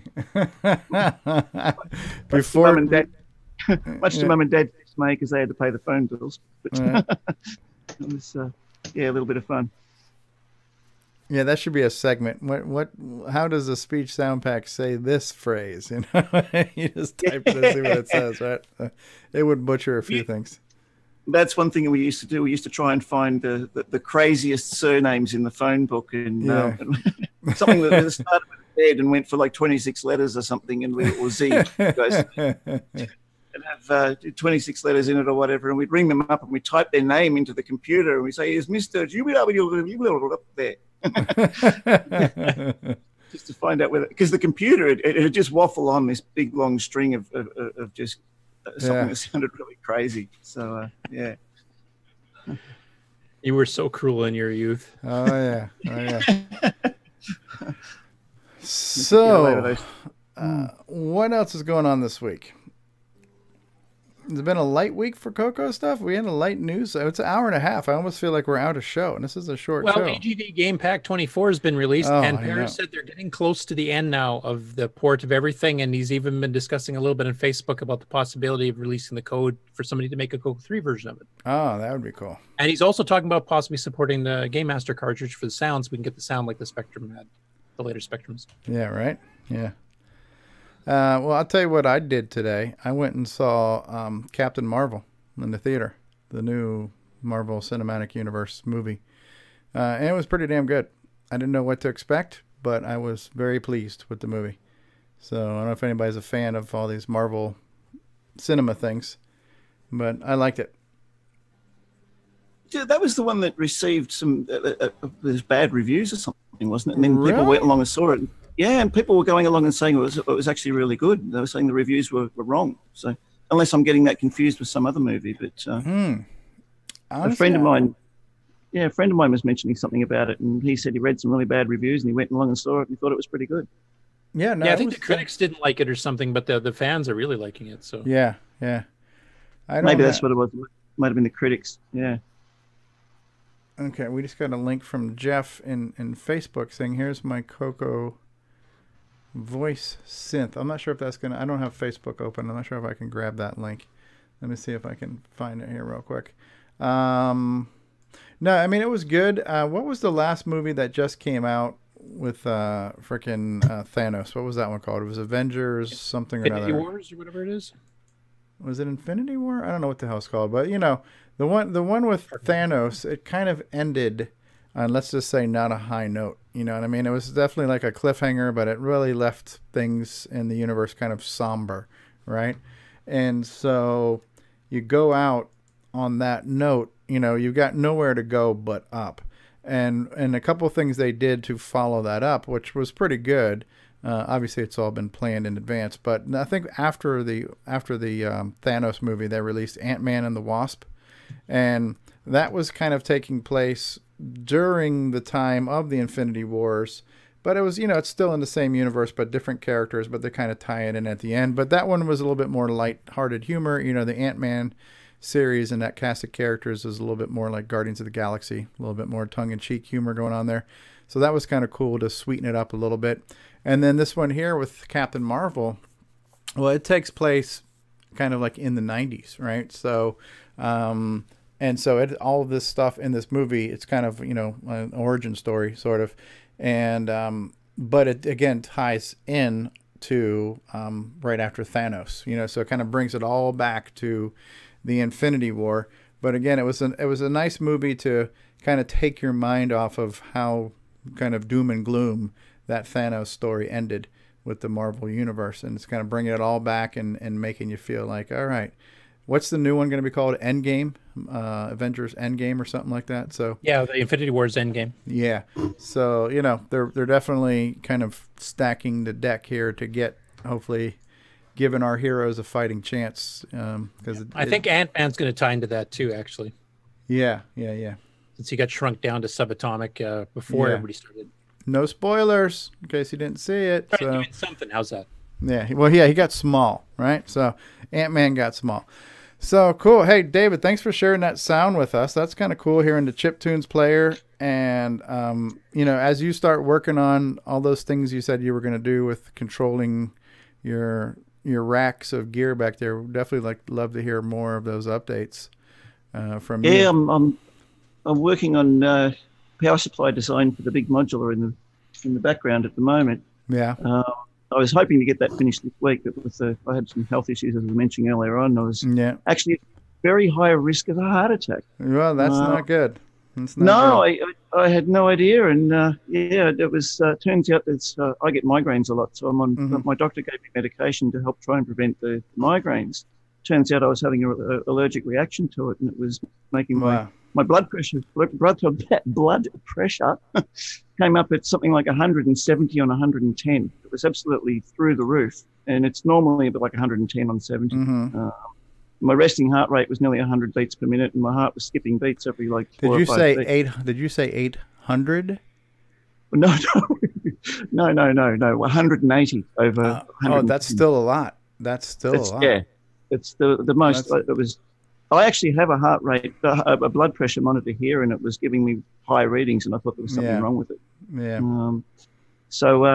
Middle of the week, the doctor changed me over onto something different, and everything's back to normal. So thank God, right? So. But yeah, it was a real worry at one point. I was, you would think you caught it. Yeah, you would think people. Absolutely. These doctors went to medical school for something like 12 years, and then they've been practicing and interning and this and that. And you would think somebody who's, you got one job. Your job is to, heal people.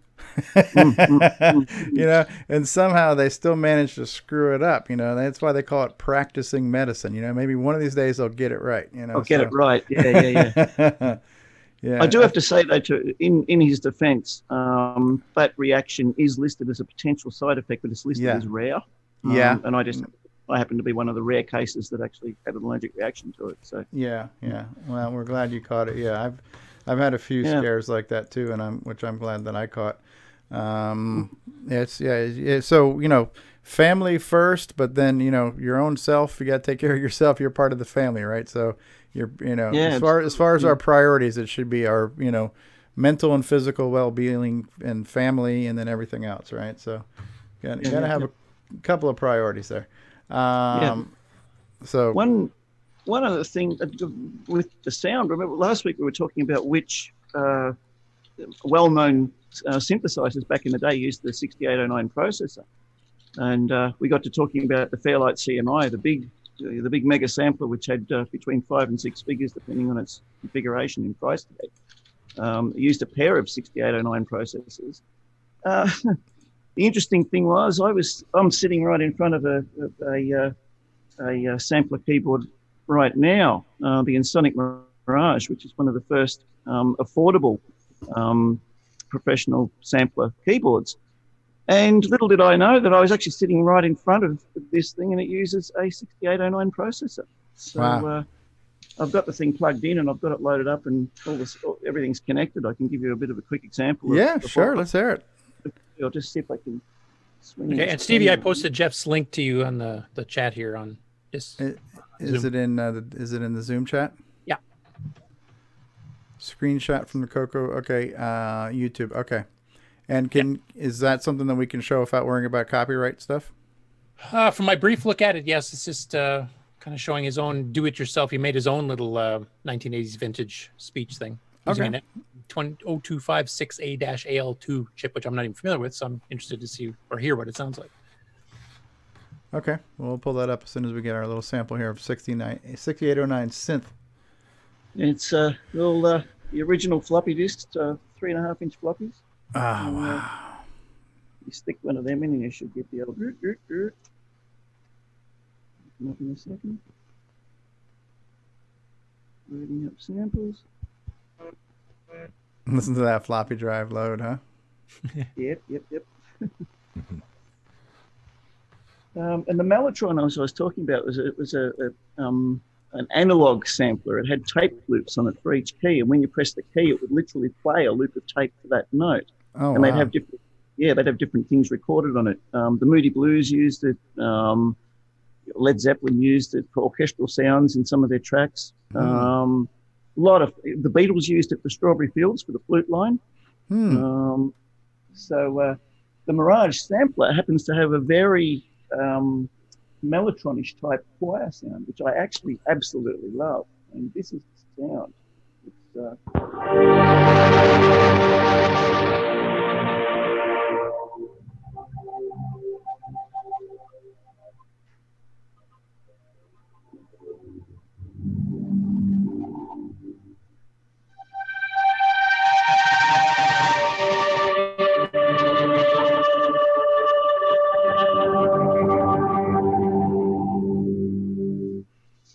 Yeah, that sounds nice synth pad sounding there. Yeah.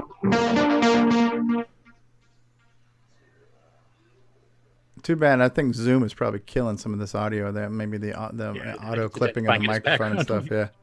let me try pulling back I'll put the pad on this microphone and then.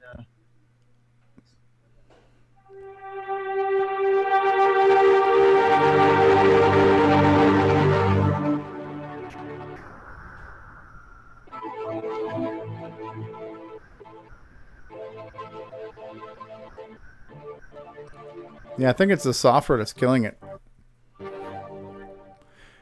I think Zoom itself is probably doing some type of noise canceling or something like that. I don't know. But yeah, I mean, we hear it, but it does get kind of lost. But it sounds cool. Yeah. I like that top keyboard you're playing, kind of the synthy pad sound that was playing on that one. That sounds pretty cool. Yeah. That's Roland's latest release. Roland System 8. It's a fantastic little keyboard. I love it. But yeah, anyway, that's the Mirage with its. And that's running a 6809. Very cool. Yeah.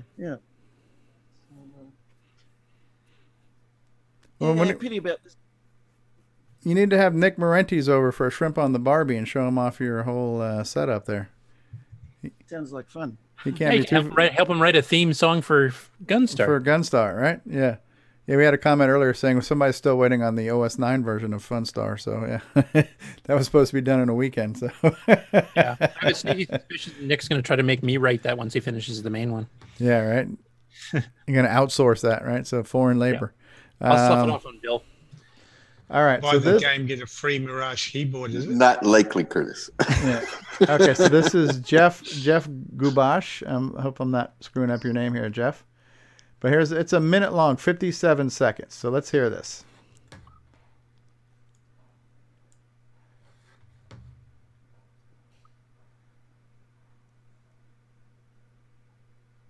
Formerly game cartridge. Okay. Here are some sound samples.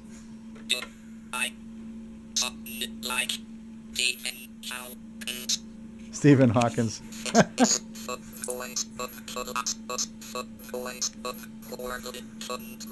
Can't hear it. We don't hear anything. Oh, Nope, don't hear it. All right, I think I stopped sharing system sound, wanting to know if that was going to... Okay, we'll rewind it so you guys can hear it. I stopped sharing system sound in case that was going to help the other sound coming through. Yeah. All right. There we go. Still nothing. Well, it hasn't started yet. This is a little slideshow leading up to it. When you see the speaker, you'll see it. Okay.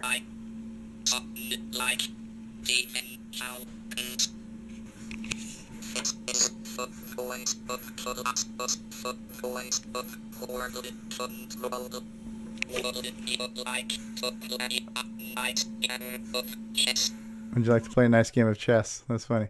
Same chip using the Radio Shack, build quality somewhat better. Yeah, I would hope so. Right. Oh, was it saying something? Oh. Yeah, you weren't hearing it?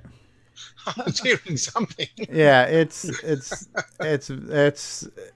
was a little hard to make out some of it. I mean, I knew a lot of what he was saying. Like one of them, he said, "Do I sound like Stephen Hawkins?" The other one, I really wasn't sure what he was saying at the beginning until I got to the point where he said, "How would you like to play a nice game of chess?" or something like that. But it was, yeah, a little bit. Yeah, it wasn't even the best speech chip that was on the CoCo. I mean, the Super Voice and Real Talker and others used some better quality speech chips later on. Votrax or whatever, was it? No, it's beyond. Votrax actually basically wasn't that good either. I'm trying to remember the name of the other one. It was a second generation speech chip that Speech Systems used to sell. That had inflections and stuff, so you could actually raise and lower the pitch of the voice and stuff, so it was a lot smoother. You know what I'd like to do maybe for a minute here? Just because we are coming up on 100 episodes. And yeah, I myself, I am not going to have time to even think about doing a best of, right? So maybe rather instead of doing a best of, maybe we can do our own kind of little reminiscing here real quick. I'm going to just go through the playlists of CoCoTALK here real quick. And I'm going to just name off the names of the episodes, and maybe we can all chime in on some of our favorite episodes. Now we're going back to, I'm scrolling through the playlist here on YouTube. Wow. It's just, there's so many freaking episodes. So, and is there still another page? CoCoTALK number 3, John Strong. How am I missing a CoCoTALK? Something must not have made it to the, I think it's when you migrated. Oh, here we go. That's gone out of order. All right, they're just kind of out of order here. So we had the pilot episode, which was CoCoFest 2017 discussions. That was episode number 1. Episode number 2 is Nick Marentes talks about developing and selling new CoCo games. That was CoCoTALK number 2. CoCoTALK number 3. John Strong from Strongware shows off projects and development tools. Yeah, I think we were probably seeing some sneak peeks at Handy Andy or something like that, right? So, our episodes were going all the way up to our first 5 episodes. Were leading up to CoCo Fest of 2017. So CoCoTALK number 5 was Easter edition, 1 week until CoCo Fest. Merchandise, emulators, games, and more. That was episode 5. Now, then I did one that must have been right after CoCo Fest that was basically, I'm not feeling the blues yet, right? And then CoCoTALK number 6 was a CoCo Fest wrap-up show. We actually had our first beginners and newbie edition, and I don't remember. That's when Grant was the official newbie talk guy? Right, and I think this was probably your idea, Curtis, where you said, well, we get kind of technical. Maybe we should not intimidate everybody and throw out the idea of, hey, if anybody wants to ask a newbie question, we can entertain those, right? So, episode number 7. Now Grant knows so much he's not a newbie anymore, so we don't do that. Yeah, the newbie question of the week is not even we don't even have Grant on anymore. He hosted like 2 or 3 times. He became such a big star, he just left. Right. Yeah. So CoCo. I think he's hosting the Grammys now or something. Yeah. So CoCoTALK number 7 was the beginners and newbies. Number 8, CoCo Sprites, embarrassing moments. Because I think that was a question that was posted in Facebook. What were some of your embarrassing moments that you maybe did back in the day? So we had that one. Drive-wire on VCC. Pac-Man port video. I think that's when Glenn Hewlett was still working on the game. That's back on CoCoTALK number 9. What's your favorite CoCo game was number 10. This was kind of a good one. This was when Tim Lindner, this was one of our first world premieres, right? So the world premiere of the speech and sound pack being emulated in MAME, right? So we were talking about it, and I think Tim had a schedule conflict that day, so he came on the next day, and we had another episode where we really did a deep dive into that, and we got to hear some samples, and he talked about the project and how he had to reverse the ROM and all kinds of stuff to get that going, right? So yeah, man, it's been so many different ones, right? So that was number 12, using MAME, and I think Nick Marotta recently said he referenced this one. He went back and did that. Episode 13, Jim Gary goodies. So we were probably showing off a bunch of his videos for all we know. That's got to be 200 programs ago already. Yeah, right. And this was our surprise guest where Steve Bjork was in the live chat. I don't think he came on the show yet, but he was in the live chat. Or maybe he was on it. I don't remember. I don't know if he joined. I think it was just live chat that first time. Just the live chat that time. Totally unexpected. Right. So that was an episode 13, and we're on 99 now. So it shows you how long Steve Bjork's been around with us now, right? So media players, Dungeons. That was Karen Anscombe's game, Dungeons, which is pretty cool, right? Kind of a phone, yeah. Yeah. I have, as a matter of fact, I'm looking at the cassette of that one right now. It's on my shelf. Multiplayer also. Yeah, that's right. Up to 4 players at the same time. Pac-Man transcode on episode 15. How to tweak Mess UI for CoCo emulation. That was a pretty good one, right? The world premiere of Rick Adams' Bomb Threat was on CoCoTALK number 17. So another world premiere on our show when we were still in our teens. You know, now we're in the golden years. We're in 99 now, right? So Mike Rowan, we had an interview, an introduction to OS 9 and Nitrous 9. That's Bill Noble gave me a disk image, and that was one of the first times I looked at OS 9. That was on CoCoTALK 18.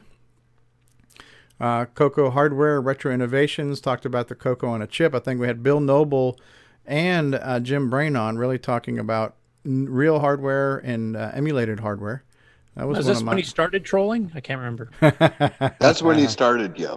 Yeah, right. So that was a good one. I really liked that episode because Bill was really explaining to us how at the time it was called the Matchbox CoCo, right? So it was explaining to us a lot about how that kind of stuff worked. And that later became, no, actually it was called CoCo on a chip before it became the Matchbox. Yeah. Before, and now it's Mr. Yeah. Why is Curtis Boyle frozen on my screen right now? I had a freaking freeze frame of Curtis smiling there for a minute. Grin, I think it's called.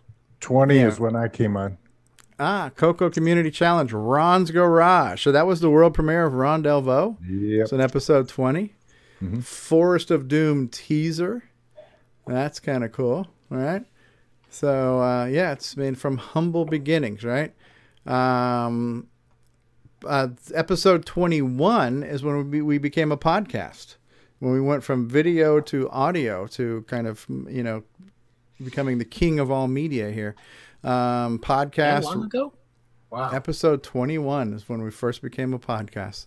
70, almost 70 episodes ago, right? So, or more than 70 episodes. So, Ron's retro video, Grant's newbie question, David's tech corner, and more. Episode 21. Episode 22, Nick Marentes' Pac-Man 1.1 update. I think that's where he changed some palettes and a few things like that. CoCoTALK 22 Part 2. Oh, I don't know why this one... Part 2. Yeah, this might have been the one where I had the cowbell thing. Yeah, it was the one where you had to clip out the I had to break it in half, right? Because the cowbell thing, right? So then we had Basic 09 talk. Episode 23, the debut of Floppy Talk. If you want to hear David Ladd talk about floppies and formats and tracks and stuff ad nauseum, replay episode 23. I can see the lineup starting already. Yeah, you are. No one fell asleep. Yeah, you're in for a treat here, boys and girls. Episode 24, that's where we had live coverage of Nick Marentes at the Oz K-Fest. And that's also what was kind of cool about that was this was the debut of the Nitrous 9 commercial, the fake one, right? The Nick Marionette commercial. And nobody has seen that yet. And so I kind of got Nick's reactions of him watching that for the first time. And we laughed our asses off the first time we saw it. I laughed so hard that episode, I actually literally had tears in my eyes. So. The ease Waltzing of Matilda. All right. So I love it so much that on my next game, I freaking fell off my chair on that one. Next game, Fun Star, will be released this weekend and available exclusively on ROM cartridge. OS 9 forever. You don't even need to read the manual. Oh, and this is art imitating life, right? You know, like we actually have the ease of use edition now, which is awesome. So that was great. Hurricane Irma edition. That's when I actually lost power during the I was like live streaming that weekend and we lost power because of the hurricane. New CoCo games, assembly optimizations, Simon's latest demo, and more. Episode 27 became called Ease of Use. Now, was this the first Tandy Assembly? It was. This was Tandy Assembly number 1. So we had a pre-game show where we had a show before Tandy Assembly. There, Bruce Moore in the live chat says, "Thank you, you're too kind." Yes. Thank you. Yes, you're too kind, and thank you. So we had a pre-game show. So that was our episode before Tandy Assembly. Then we had a wrap-up show, which would be the episode after Tandy Assembly. Then I aired a roundtable discussion that we had recorded during Tandy Assembly. Community drama.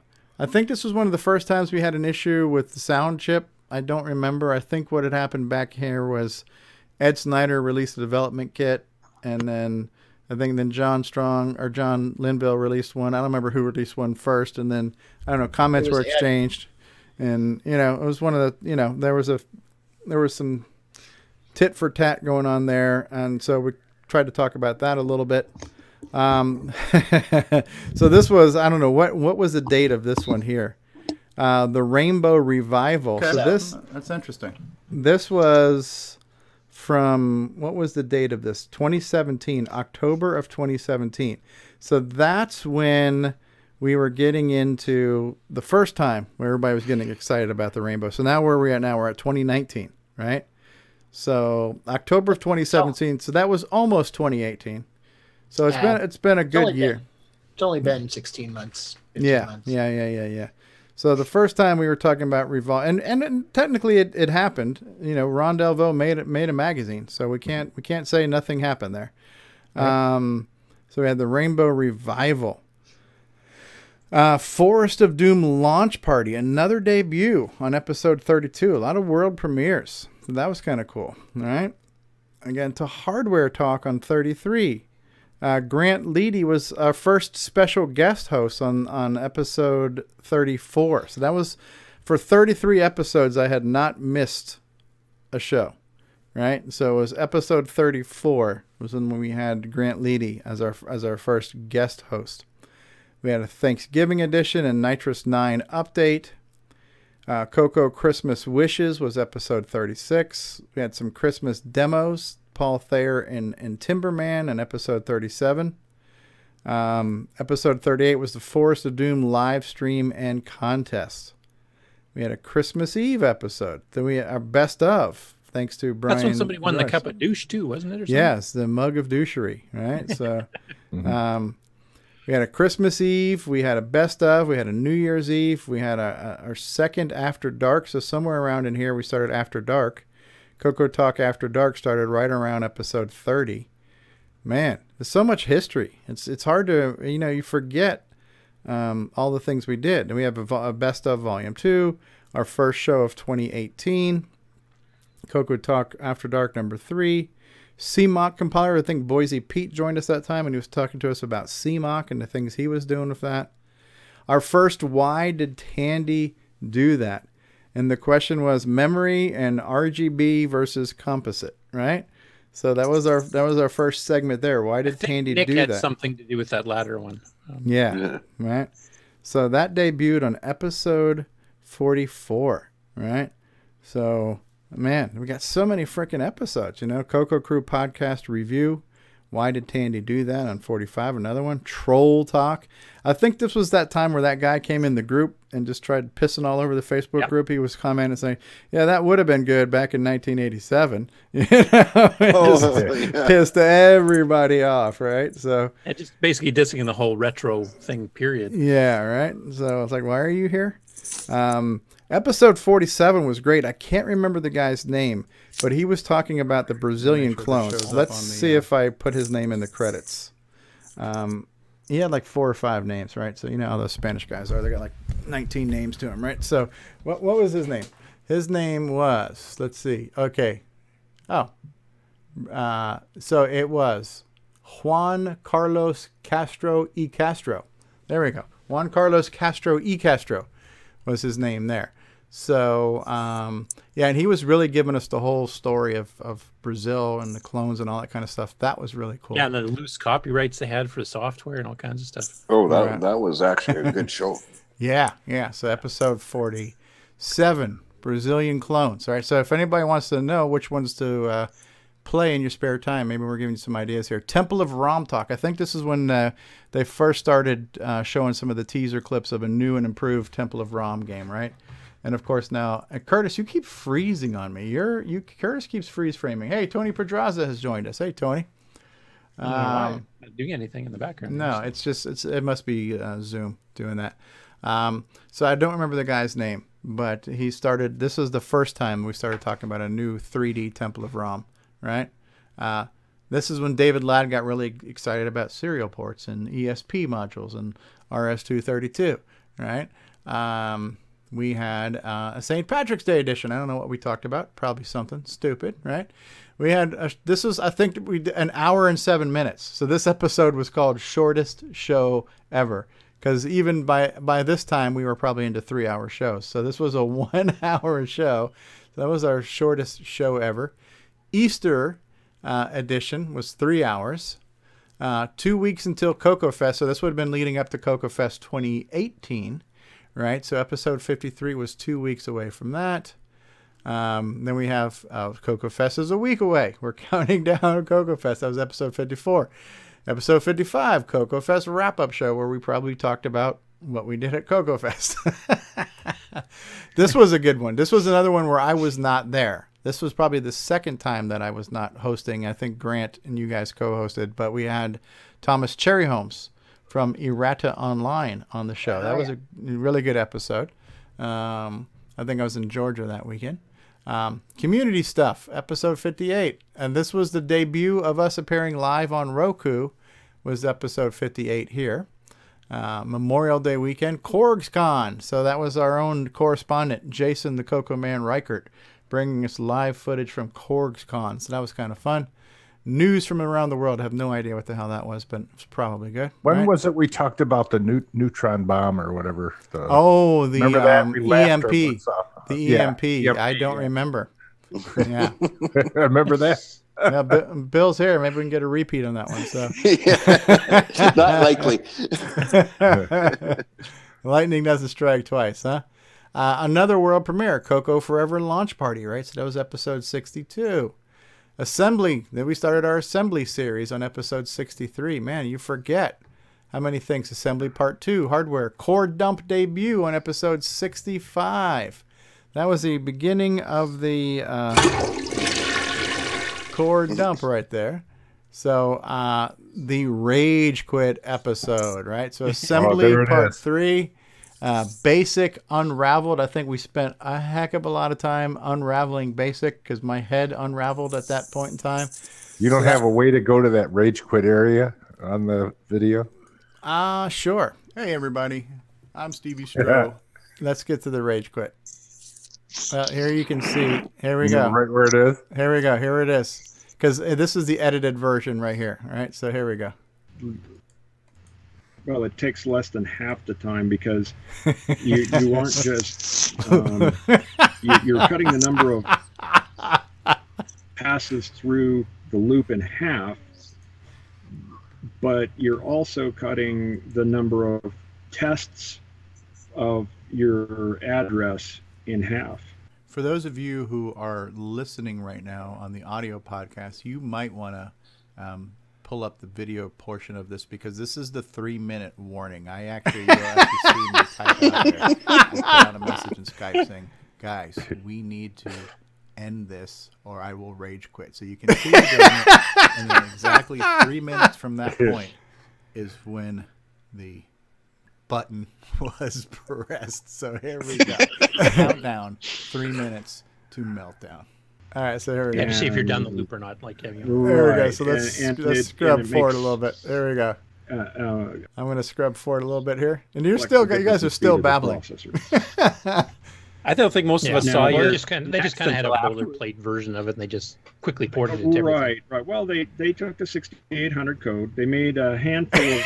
My headphones are off at this point. They said, "I am not messing with that flow."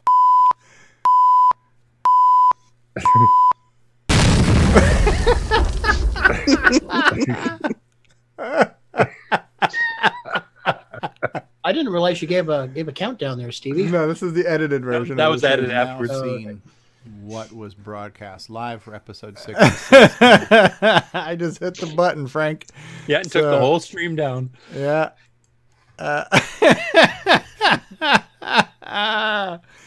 So episode 66. Yes, if you want to hear Curtis and James Diffendaffer talk about the basic ROMs, you're in for a treat.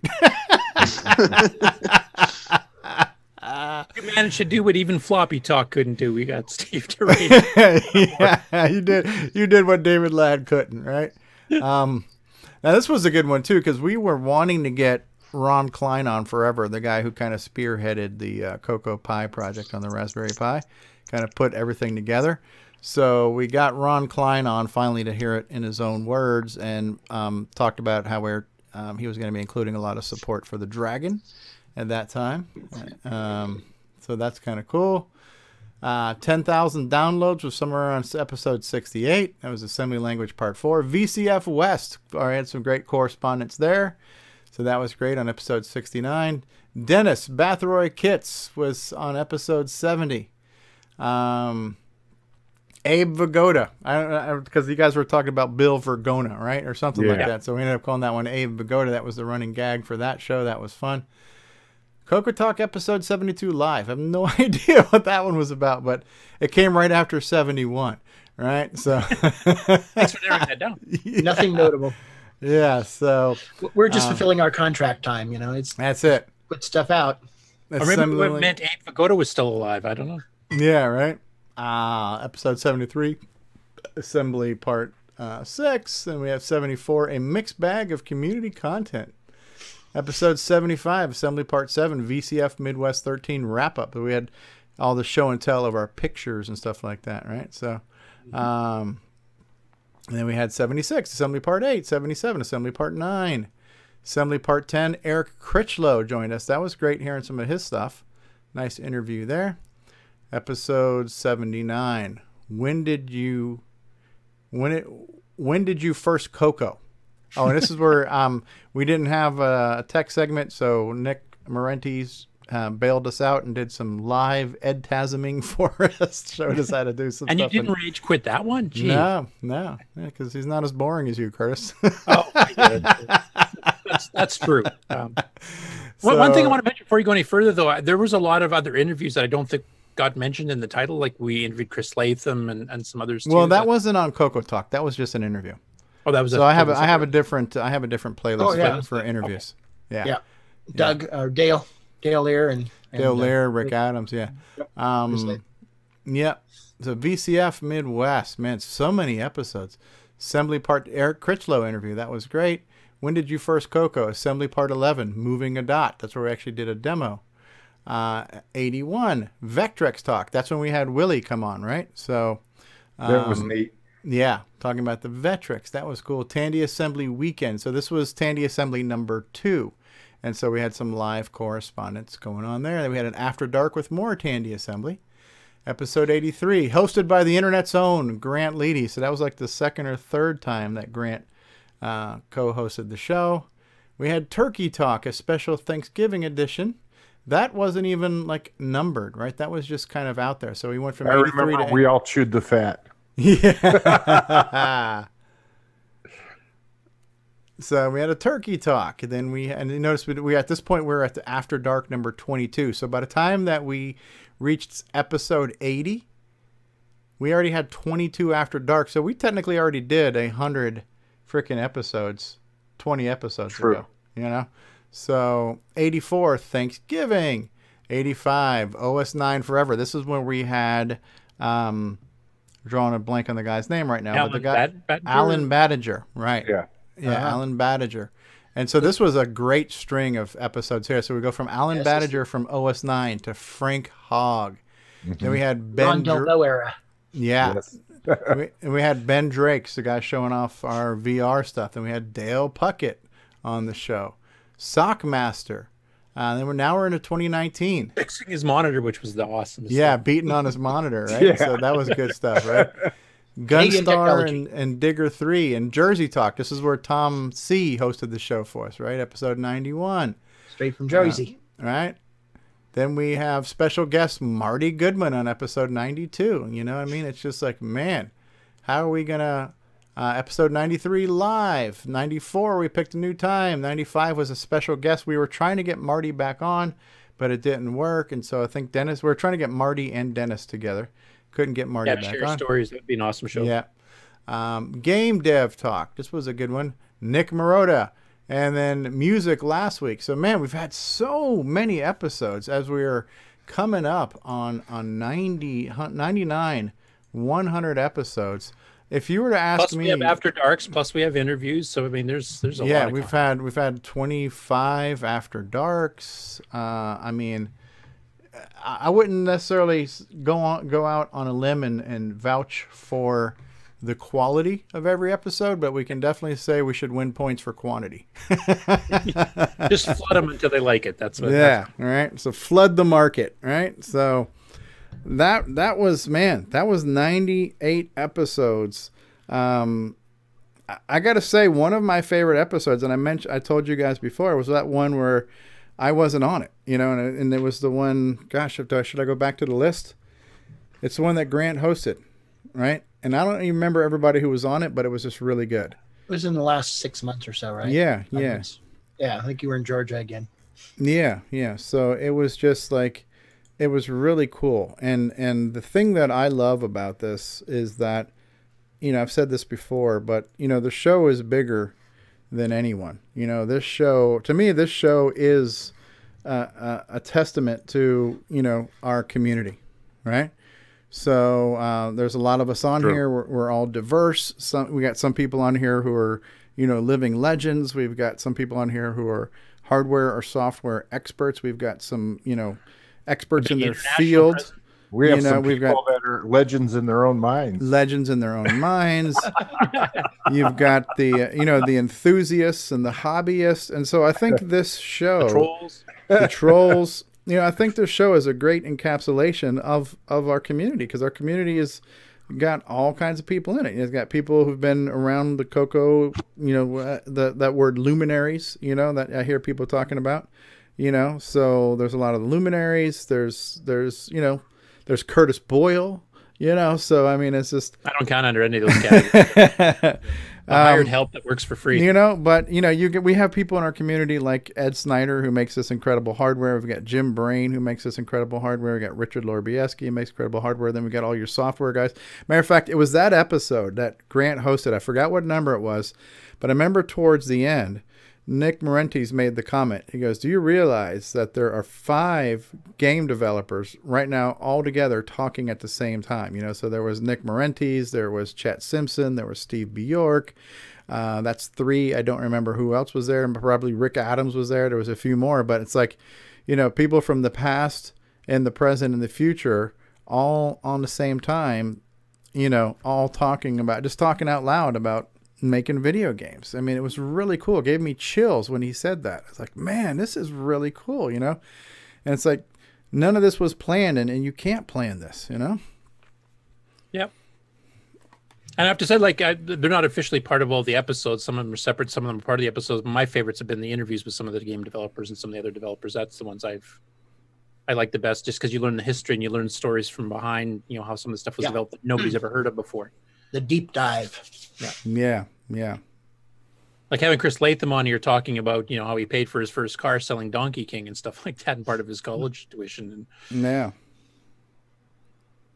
And stories of Rick and Dale, carpooling and discussing game development and stuff, when they were going to work at the same place in California. So it's just tons of stuff, tons of history that hasn't been anywhere else. Hasn't been in Rainbow, hasn't been in Hot Cocoa.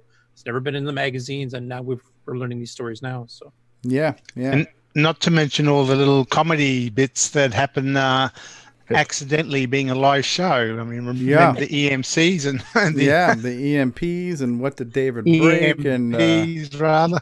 Yeah, we've got so many segments, like the commercial for the Boomerang. Rob Inman made that commercial for us. So people who have been kind of like fans of the show, who kind of get the humor, they've created this great content for us. Our first two best of episodes that Brian Joyce put together, those were great. We've got Ken Reichert's made a ton of bumpers and commercials and stuff for us. And the stuff Bruce did is great. Bruce Moore's stuff Bruce. is it's like, so the CoCo crew has Myro, and Myro is an amazing guy. But we don't have a Myro, but we got a lot of other guys that are, we've got a plethora of kind of crowdsourced bonus content from a lot of people. Yeah. Again, all unexpected. So you just couldn't plan this. You just couldn't. We couldn't do this on purpose. Tony Pedraza has joined us. Tony Pedraza, Vice President of the Glenside Color Computer Club. Are you in the Library of Congress right now, Tony? No, you're muted. You're still muted. Now you're not muted. No, he's not in the Library of Congress. Are you in the basement of Congress? No. He's hiding. He's hiding. Welcome, Tony. Speaking of unexpected pleasures, having you on these past few weeks has been great, too. Just joining us and keeping us abreast of what's going on with CoCo Fest this year. You mean you're just a big boob? Sir, yes, sir. Keeping us abreast, yes. So we did mention earlier, you posted there's only 2 tables left, right, for exhibitors? That is correct. In the main room. In the main room, right, until we get into their overflow. Yeah. So I missed that. What? And then you have overflow. So once the main room is full, there's overflow. That is correct. So that's good. That's good that we're almost at capacity, right, with exhibitors and whatnot. Yep. That's a good problem. Yeah. Yeah. And so, CoCo Fest was the inspiration for this show. And here we are 99 weeks later, still talking about the CoCo. Well, CoCo Fest is going on 29 years now. So we can't really, 29 years is a little bit more of a crowning achievement than 99 episodes, but it's still. I think they help feed each other, which is good. It's kind of that symbiosis between us promoting the fest when we first started, and the fest has been growing, and the fest has sent some new people our way to come watch and even join the show, like Tony himself. Yeah, CoCo will never die. Yeah. Well, we all have at least one thing in common, right? And that's our love for this machine, and everything else, right? So, absolutely. Yeah. Was episode 97 was the longest in history? Was that the 5-hour one? That might be, yeah. Yeah, I think it was. It was 96 or 97. I think it was. It's like if I didn't go through that list, and I've already forgotten half the stuff I just read off of that list, but if I didn't go through that list, it's like, again, there are times, probably maybe 24 times out of the 100 episodes where we knew in advance who was going to be on at the most. You know what I mean? Yeah. And planning hasn't been our strong suit. But. Yeah. So, hey, Brian Palmer's here. Bryce is in the live chat. Mad City's in there saying many CoCo cats, right? Yeah, but I think this show has definitely been a good cross section of the community. Yeah. And it kind of exemplifies the diversity in our community, but not only diversity, but unity, Yep, I would agree with that. I mean, there's little squabbles every once in a while, but every community has it. Every family has that. But for the majority, we've been pretty supportive of each other. Camaraderie. Yeah. And even beyond the show, just the CoCo community in general. I mean, the Facebook group is still expanding. The CoCo Fest are still expanding. Yep. Even just the short amount of time. Still expanding, so it's all good.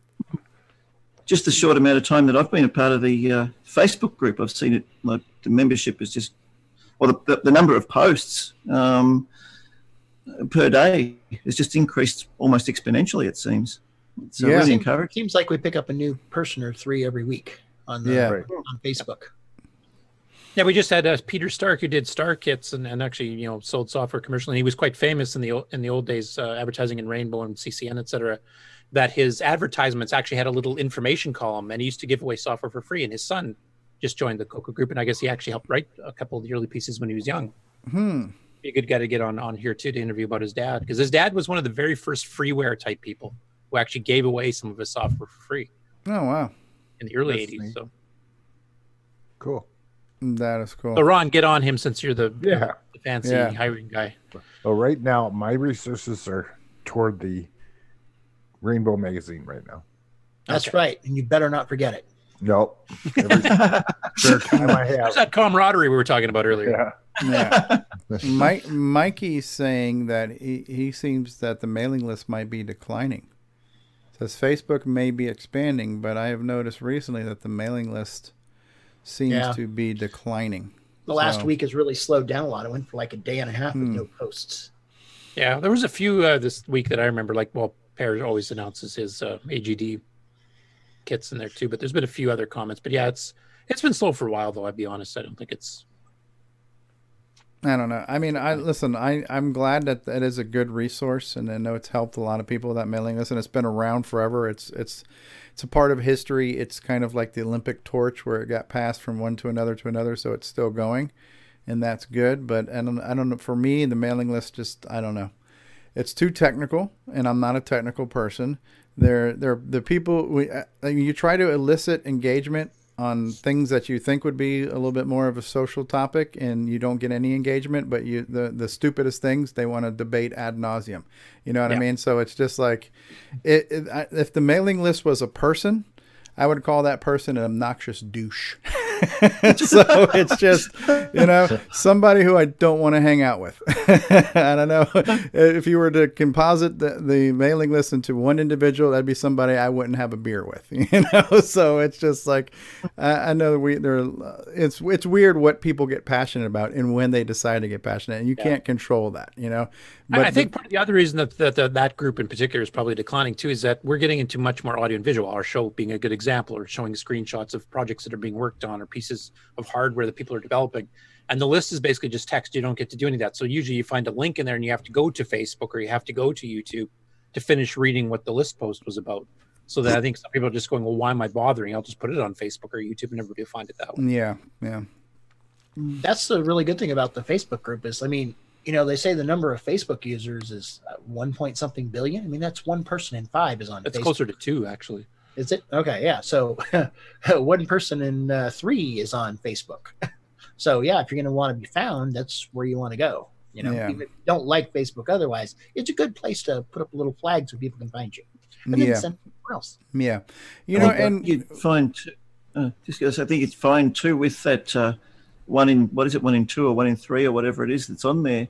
Most of that will be the Western world. And most of the Western world are the ones that are into, you know, where that's where the CoCos are popular. So you probably find that just about everybody who's been into a CoCo or whatever is going to have a Facebook account. Right.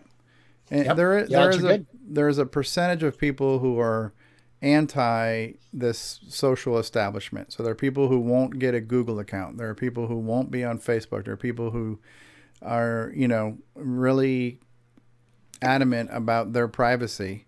And while I don't necessarily agree with that, I respect it. I guess I just don't care myself about my own privacy. But, you know, there are some people who are like, I won't be on Facebook. I won't be on social media. And that's fine. And it's also unfortunate. But I would say most people are. And again, this is kind of how I look at it. I know we have a lot of people who are technical and you can really get into the becoming a human white paper, and that's great. But I think most of us here in the panel, we could all sit down and have a beer. And honestly, I would rather hang out with people that I could sit down and have a beer with. And if somebody who doesn't want to be on Facebook, if they still want to have a beer, that's fine. But, you know, I don't want to hang out with people who don't want to sit down and drink a beer. You know, so that's the kind of, it's like when we hang out in the lobby at a CoCo Fest at night, that's the kind of people I want to hang out with. So if that is or is not the mailing list, or if that is or is not who's on Facebook, I don't know. But for me, I'd rather just hang out with people who want to hang out and shoot the breeze, you know? So. Yeah, and my personal opinion is, I mean, Facebook does have security and advertising giveaways of your information issues. But if you're going to be joining it for the CoCo community only, like if you're not on Facebook already because you don't trust it for all that stuff, make an account that has as minimal information about you as you want just to be able to join the CoCo community and just stick with that. You don't have to like publish pictures of your kids or, you know, what you ate for lunch or anything like that. You can skip all that stuff. It's not necessary. And then you'll maintain your privacy because you're not giving anything away except for the fact you like the CoCo. Yeah. Yeah, that's true. Good point. Oh, like you said, Stevie, it's just, to me, it's just really, you know, I've got like 2 Google accounts and I've got two YouTube accounts and, you know, I've got 2 Facebook accounts and I'm a Gemini. So Me too. Me too. Yeah, well, there you go. I mean, to me, I mean, yeah. I mean, it's probably, you know, they got all our information anyway. You know, to me, it doesn't matter. I'm single. I live alone, except with my cat. Yeah. So really, I mean, that stuff doesn't really matter to me. If they're going to have all the information anyway, then so what? What am I doing that I've got to hide? Really, I'm just living my life. You know, staying out of the way of causing trouble and making my music and playing with my CoCos and whatnot. So really, I just feel it is something it's not an issue. It's not a problem. Yeah. So since you're single, would that be your living room? It is actually, yeah. I couldn't do that in my house. Yeah. My living room is a shrine of a place where people come, and it's clean and nice, and we sit on the couch and there's TV. There's a huge difference in either single people versus married people and people with kids versus people who don't have kids. Because the people who don't have kids, their houses are nice. They've got nice furniture. They've got like fancy rugs on the floor. They've got, you know, china cabinets and bookshelves and other things. When you've got kids, it's like, you know, it's like my youngest kid's still 10. It's like there is not a room in my house that does not have a pile of kid crap in it somewhere. Like our living rooms have got kid crap in it. Family rooms got kid crap in it. You know, it's just like your house is a storage unit for all your kids' crap. You know, so it's, I'm my own kid. Yeah, so I mean, it's like that cartoon I posted. Oh yeah, well yeah. The wife says, "Oh, you did the dishes and you're folding laundry, but you're not buying another CoCo." So, that was good. And Yeah, David goes, "I'm single." I don't have I've that got a problem. comment about something I just found. Oh yeah, what's that? On what is it? MIDIstart.com. A group called Tandy. They've got a song called "Running Scared." Oh yeah. Well, I don't know if I can play it because we'd probably get a copyright notice from YouTube. But like we played some stuff from the band TRS-80. There's a band called TRS-80, and I even got verbal and written permission, or not verbal, but at least written permission from the band to play their songs. But YouTube still got me because the copyright's owned by some electronic algorithmic corporation somewhere. So, yeah, I gotta be real careful about even showing a video. I gotta be real careful about anything I show on YouTube. So tens of 20s of cents are on the line here. So, I mean, that's one of the nice things for both us and the other podcast too, is that we have some original musicians in both groups, so we can actually at least do segments and advertisements and stuff with our own music, so we don't have to worry about that kind of stuff. Yeah. Until Steve starts making too much money, then Bruce and I will definitely be starting to charge him. So, take a percentage. Don't go for a fixed rate. Take a percentage. Yeah. It's one thing I had to be careful of when I was looking for the when I was demonstrating the chiptune player there. But there was a really good version of Aha's Take on Me, and I thought, oh, that'd be cool to do. And I thought, nah, copyright. So I deliberately went through that list and found something that was upbeat and demonstrated the audio capabilities of it well, but without trying to infringe copyright.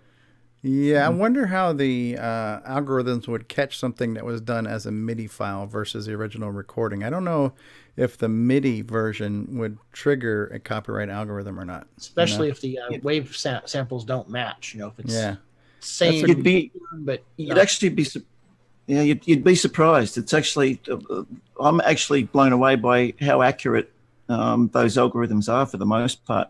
I have put up music before that's been completely different instrumentation to what the original song had. Yeah. And all that would be recognizable there would be the melody line or something like that, and it's come up with a copyright. Wow. If only those algorithms could catch terrorists or something like that, something useful. Yeah, absolutely. Did you see Mikey's comment in the chat too? What's that? Said he shared that cartoon that Ron did there. Okay. And she was not happy. Thanks, Ron. She who must be obeyed. Is that what he calls his significant other? That's correct. Yeah. That's funny. Yeah. Well, yeah, it's been an amazing 99 episodes. Pimp your CoCo with the rainbow rope. Who's pushing that? Jeff now? Pimp. Jeff, I can't click those links directly from YouTube because I'm not watching YouTube. I don't know if you can let me see if I can find it. Jeff just posted another link. I gotta find it. I got too many tabs open. CoCoTALK, extremely cat. Yes, it is definitely extremely cat friendly show. And I don't want to give anything away, but there's a cat reference in the new Marvel Miss Marvel universe movie thingy, whatever's going on there. Where did it go? Where's that live chat? I'm trying to pull it up here from YouTube, from Facebook. I can't find the link you just sent. Ron Delvaux, My CoCo Cats, Bruce Moore, Forest of Doom. Where did it go? Okay, my DIY CoCo voice synth. I have that one in there. I'm looking at this in Facebook. I don't see the link you just posted from Jeff, where it says "Pimp your CoCo with this rainbow rope." I can't find that link. All right, never mind. I can't find it. I actually went over to Facebook to try to find it so I could pull it up. So, what is Mark Overholzer saying? CoCoTALK's extremely cat friendly. Yes, definitely. I've got a cat. Jason's got a cat. Mark, David, O'Connor's got a cat. Who else has got a cat? We've had a few people with pets on here. So, no shortage of cats on this show. There's a cat tail in the picture there right now. Yeah, right? Yep. Yeah. Tony Pedraza says he has a cat too. I know. Ron's got Pearl. That was Shadow, right? Because last week he was getting. I heard Linda yelling at Shadow, and Tony's like, "My name is not Shadow." I'm just so used to hearing wives yelling in the background. I don't know who they're yelling at. I tune it all out, so it's just wah wah wah. Sort of interchangeable. Rizzo yelling at me, no matter which one. Yeah, right. Hey, Steve, were you gonna cover it all? Ed Snyder's Christmas present that he got, the French computer. Oh, was that ROM in it? I missed it. No, I missed it.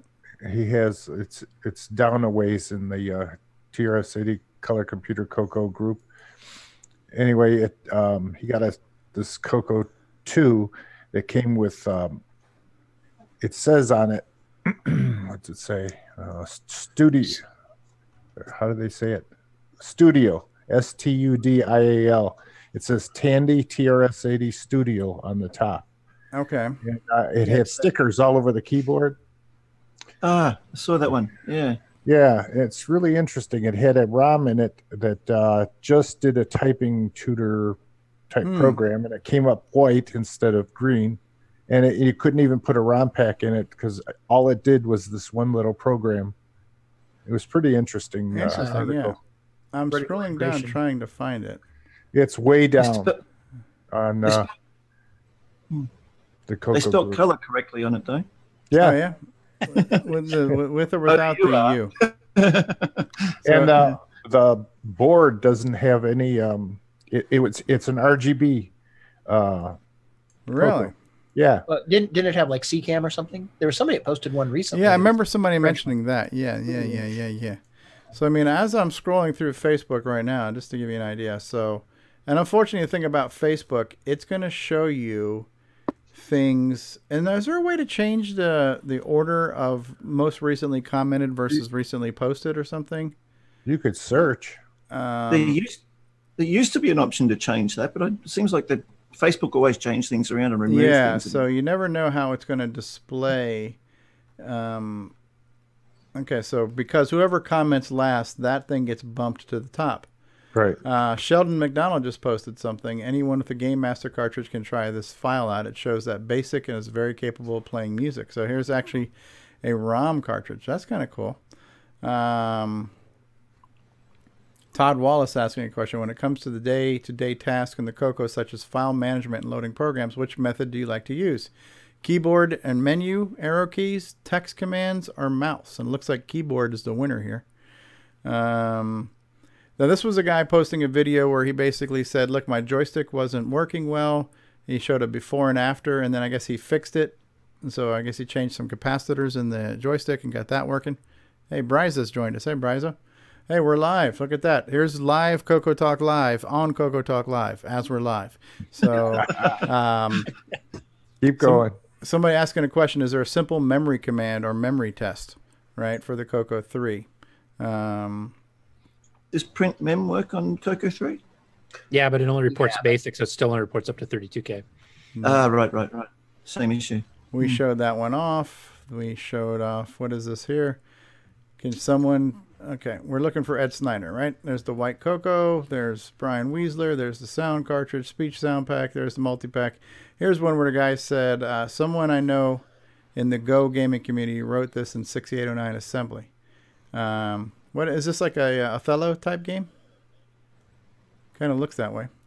It's somewhat similar. It's goes a little bit different, though. Okay, here's like number 24 in the game pack. Anyone in Canada showing CoCo 3. This was kind of cool here. What is this? Is this a real one or is this a reproduction? MSI. That might be the real thing. Our computer and video game auction. We're having some amazing stuff this time, from Ataris to Apples and even a very rare MSI 8080. Original. Wow. That looks pristine. What is it? What does it do? Is it like a... It's a clone of the Altair. It's a 8080 based S100 bus system. It's like a 1975, 74 circa. That's what a home computer used. I think it was like 76, 77. But because the Altair was 74, 75, I think. And this was just after. These came Lots after of blinky lights on it, so that's cool. Yep. Gunstar blog update number 15. Chapter 15 in the Gunstar blog is up. This was a question about the cassette for the XPad program, and so this is, I think somebody commented this was whatever was in the manual, whatever type-in demos were in the manual was on this cassette. Here's Ed. Okay, Fedor's there. Where the hell's Ed Snyder, dude?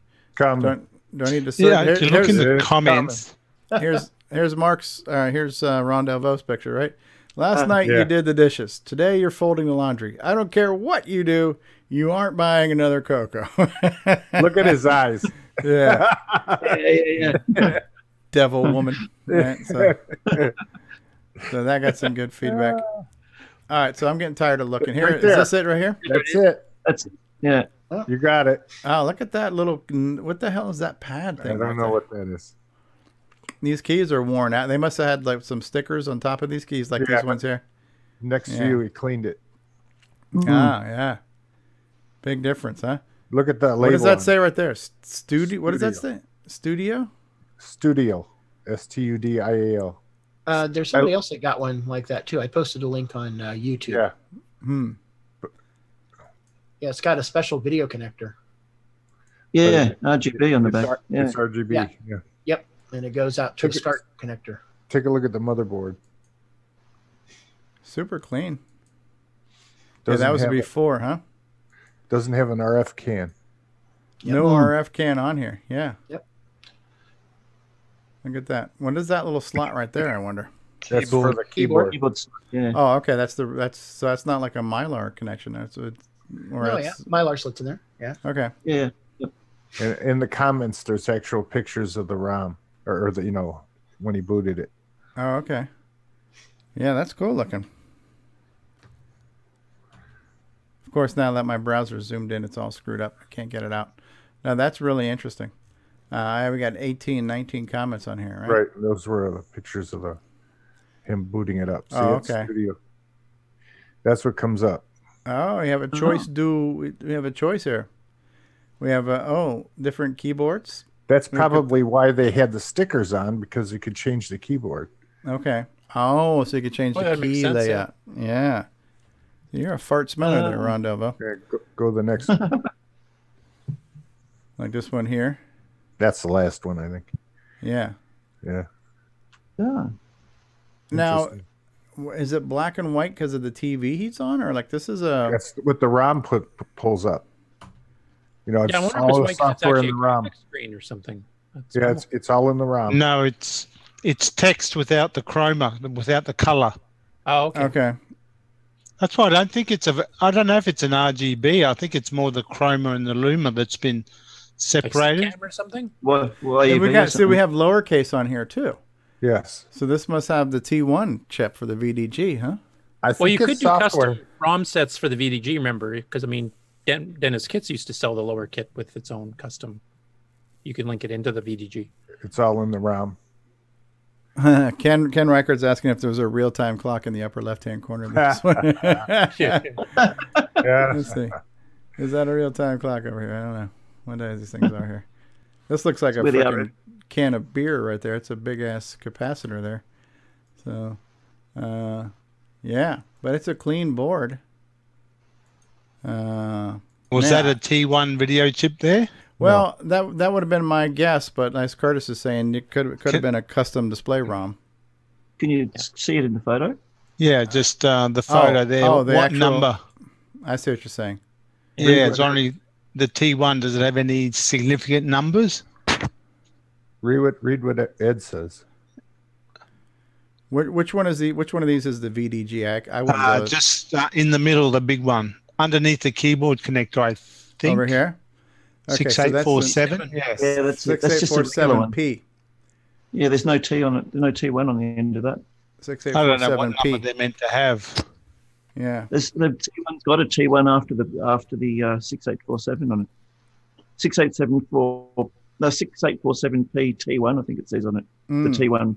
Okay. And that's. So it looks like like you were saying, Ron. It must have been just purely done in the ROM and not. Yeah, he said that if he was to take that ROM out and put a ROM in that he could burn, it would probably, run totally normal. Okay. But it won't do normal with that ROM in it completely redirects it just to the program.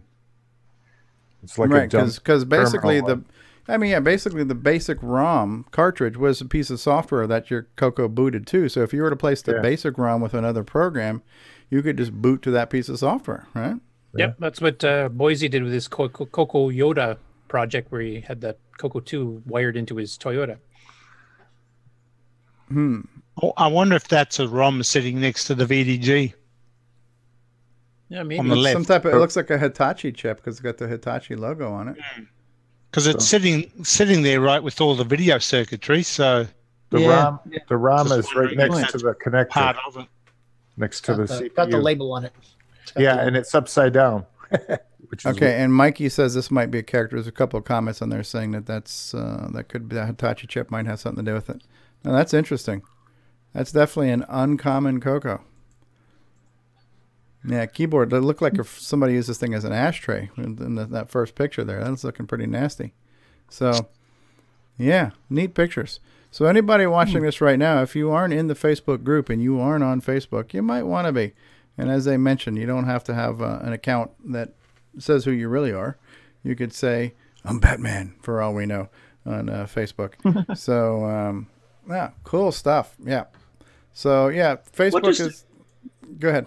What does studio mean? Is it French for like computer or something, or is it? I'm in it toward the last. Toward the last there is tells. And what was the answer? I'm looking. I'm scrolling down right now. I think someone said it was studio or something. A studio learner is one who prefers more formal studies, such as in classrooms. A studio learner. So is that learning a language through exercise is studio learning rather than experiencing and savoring the learning process. So somebody who likes to learn through exercise, huh? That's what studio means? Okay. So if you go down a little further, there's that post from George Pad of another studio computer. Oh, okay. With that same gizmo on it, and you can see the label on the back. Okay. Yeah, Studio. It's right here. Maybe some kind of educational system or something. Yeah. Maybe that's why they're custom ROM and the keyboard changing and all the rest of it. Tandy Corporation serial number, Color Computer 2 Paratola version, huh? Paratola version. Yeah, the Paratol. Somebody said that's for the SCART, another name for SCART. Ah, okay. Wow.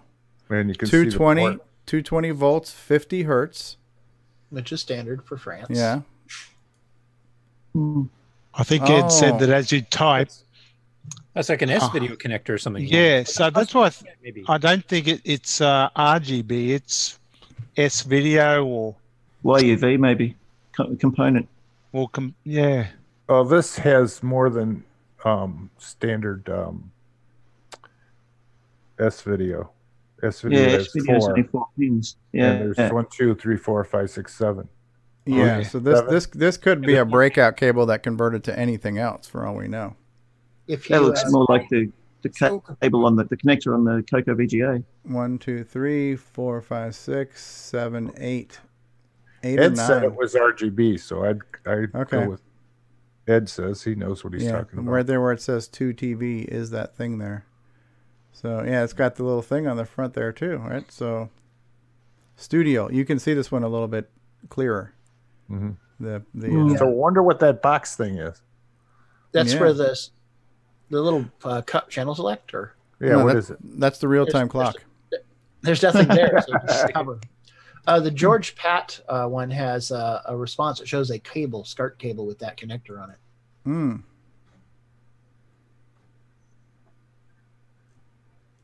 Where is that? That's a different Facebook link. So you're looking at Ed still. No, I'm looking at George Pat's right now. But is that? Okay. Yeah. Go back out to the top level and then look to Rogelo Pereira. Response. In here? Yeah. Okay, so we got to look through all the here we go, right here. Okay. So this is that pin that breaks it out to SCART, huh? Yeah. There's actually a picture. Okay. Yeah, I found it. Okay, so that whatever that pin out there is, it kind of looks like an S-video or like a little mini DIN. That gets broken out into SCART for RGB. Yeah, there's actually a cable picture of the cable there if you scroll down. So. Yep. Yeah, that's cool. That's cool. That would be neat to have, right? So, I mean, we're getting that, in a sense, we're getting some of that with CoCo VGA, but it would be kind of cool to have a native. Right there. Yeah, that's it. Yeah. It'd be kind of cool to have a native RGB out from a CoCo 1 or 2, huh? Cool. Yeah, I mean, I've never seen those before, so that's every day you see something new, right? Another variation. Yeah, just when you think you knew every kind of CoCo and variant there was. That's like my CoCo that has the AMI chip in it. That's interesting. Yeah. I like the model number. It's 3 digits dash and then the standard 4 in the letter. Like, oh. What is James Diffendaffer showing us here? James put a link. Okay. So there is a link that James posted with some information on that. So, and it's, okay, which is not in English. Oh, but you can hit translate. Google will translate it for you. Translate it. So it says, Tandy Studio, one of the exhibits, Dungeons and Dragons, is dedicated to the Dragon computer family. Among them will be the exclusive Tandy Studio, the teaching version of the TR City Color Computer 2, design of the Dragon. So Tandy Studio 2, model number 265-3134B from 1983. Teaching version of the TR City Color Computer 2. All right. So interesting link that James Diffendaffer posted there in the live YouTube. So check that out, and when you're checking that out, you know, do what you got to do. Cool stuff, man. We've seen it all. I wonder if that box on the top of it then, with the teaching version, maybe the teacher had that. I wonder if that's like a timer, where you had so long to do a lesson or something. I don't know. Looks like it, because it has start and stop. Yeah. And it's quartz. Yeah. Okay. So it is a real-time clock. Like maybe you had so many minutes to complete a lesson or something, you know? That's definitely neat. I posted that I was watching Star Trek in my observatory the other day, and Richard Lorbieski says, I see a real-time clock. it's the little flashing light on my VCR. It's almost like to watch the original series, if you have old copies on VHS or whatever, that's kind of like we're almost to the point now of like the special edition of Star Wars. It's hard to find a non-remastered version of those shows now, because even the original series got remastered for Netflix in high definition, and they replaced all the spaceships with, you know, computer-generated imagery and stuff to kind of update the matte paintings and the exterior shots and stuff. Yeah, I've got all 79 on VHS. Yeah, so and then I've got the new generation too. Yeah. VHS. So that would be something, huh? There's some talk about isn't Picard coming back and doing new episodes now of Yeah, there's been a few announcements of that. I don't know that they've announced what the series is going to be, but it's from what I understand, it's going to be on that CBS All Access, which is a paid streaming service, which I just won't pay for. So yeah, I just think there's too many streaming services now, you know, and it's like and everybody's trying to come up with with something exclusive to reel people in. Like, you can only watch this show here on this service, and I don't know. I'm just not a fan of that. I mean, this is returning back to the cable, because cable got so broken up with 500 channels. Then when Netflix came, they kind of amalgamated the shows, even if they're a year behind in some cases. So you just had to go to one service again to watch all this stuff, and now it's all splitting up again.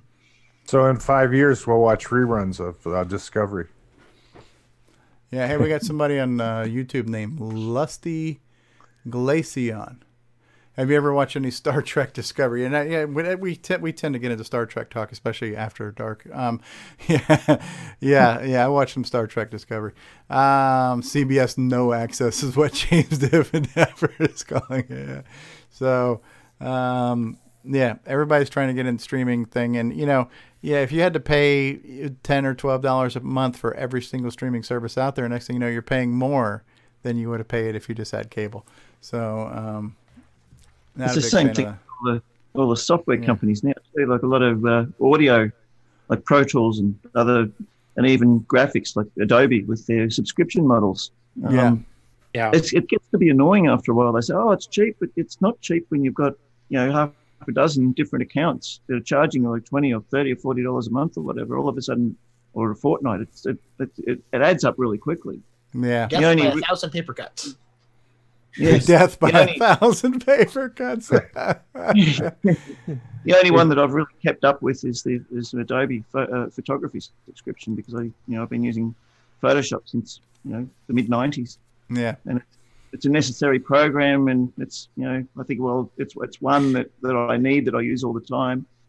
I've just tried to avoid everything else with a subscription model because it just gets too expensive. Yeah, absolutely. I got a question for people.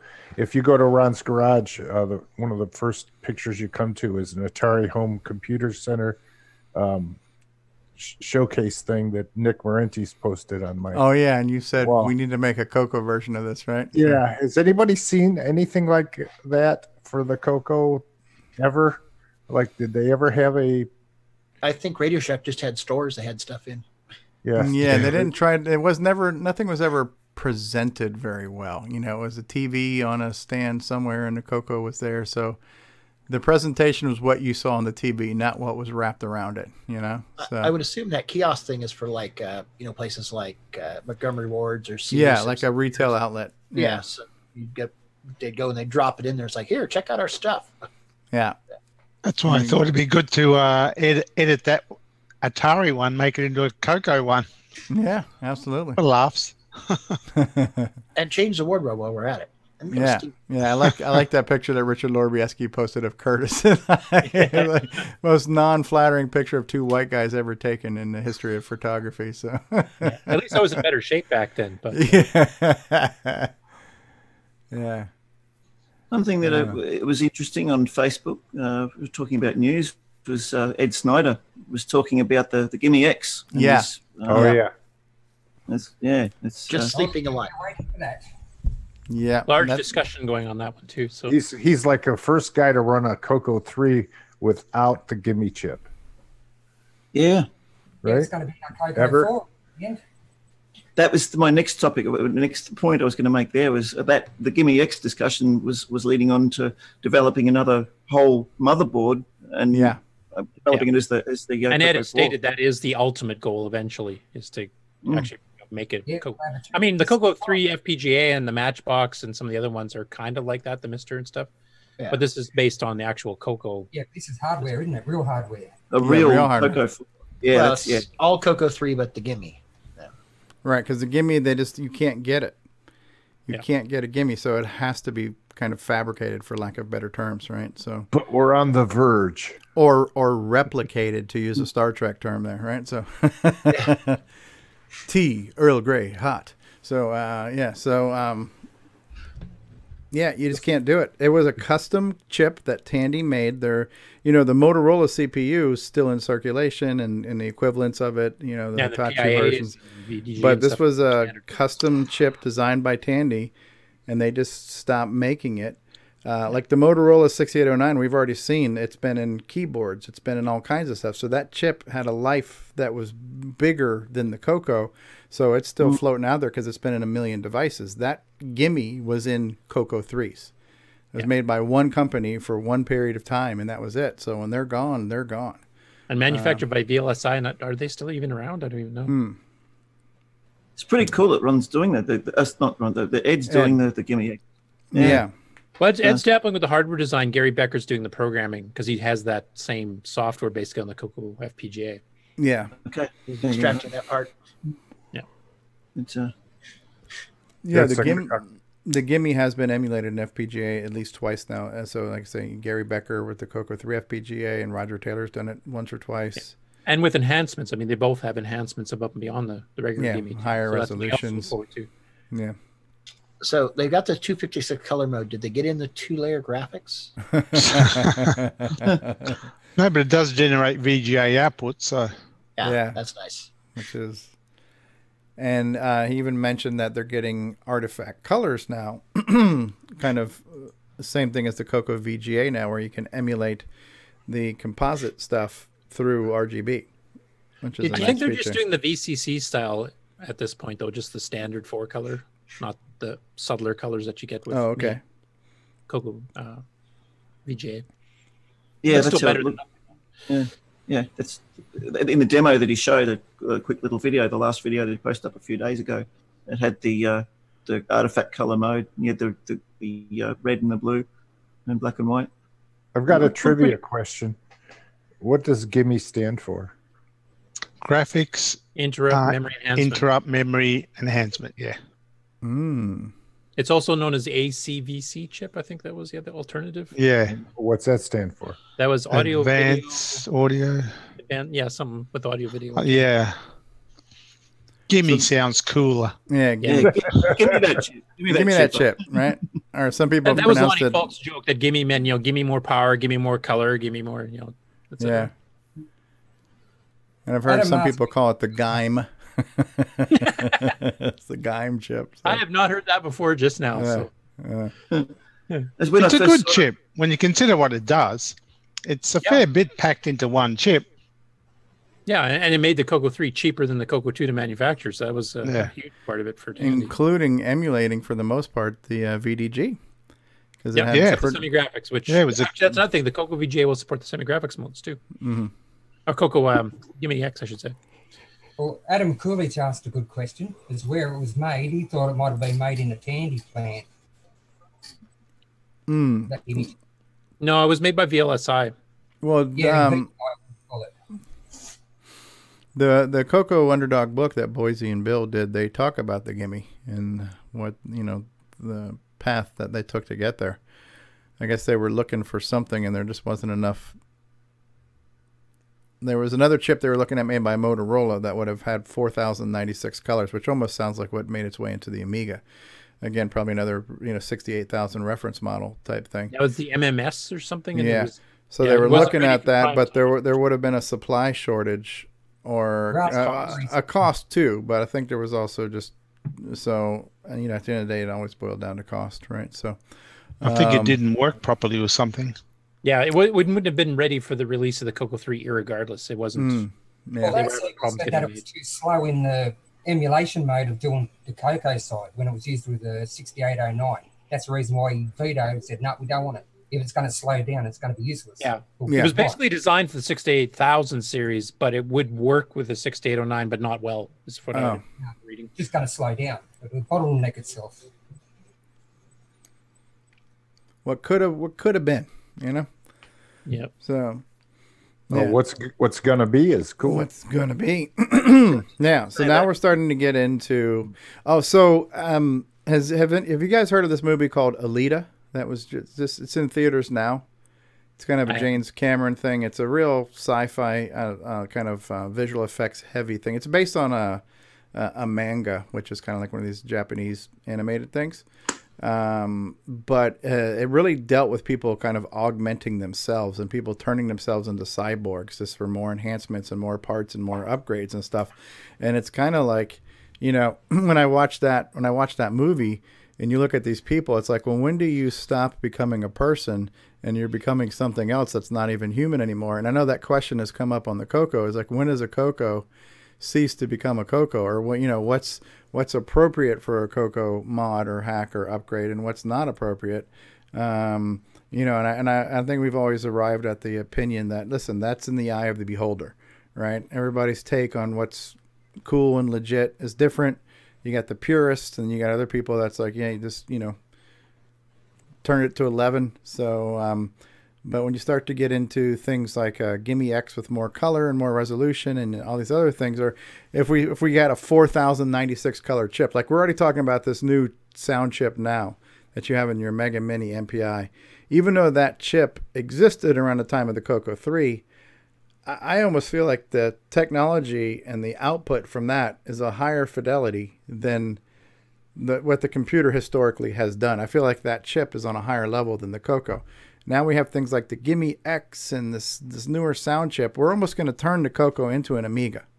We're like a stone's throw away from doing that. So now, is it still a CoCo when you do that? And you have all these custom chips and these custom sound chips? Well, I guess the question is, like, do you consider an Apple II GS to still be an Apple II? That was a good question that came up recently, and a lot of people don't, because it's more like a completely new computer that is backward compatible with the Apple II, which is kind of what is being proposed as the Gimme X, right? Yeah. Or the It's CoCo like, VGA, for that matter. sure. I mean, the Apple II GS targets an Apple IIe or Apple IIc with 128K.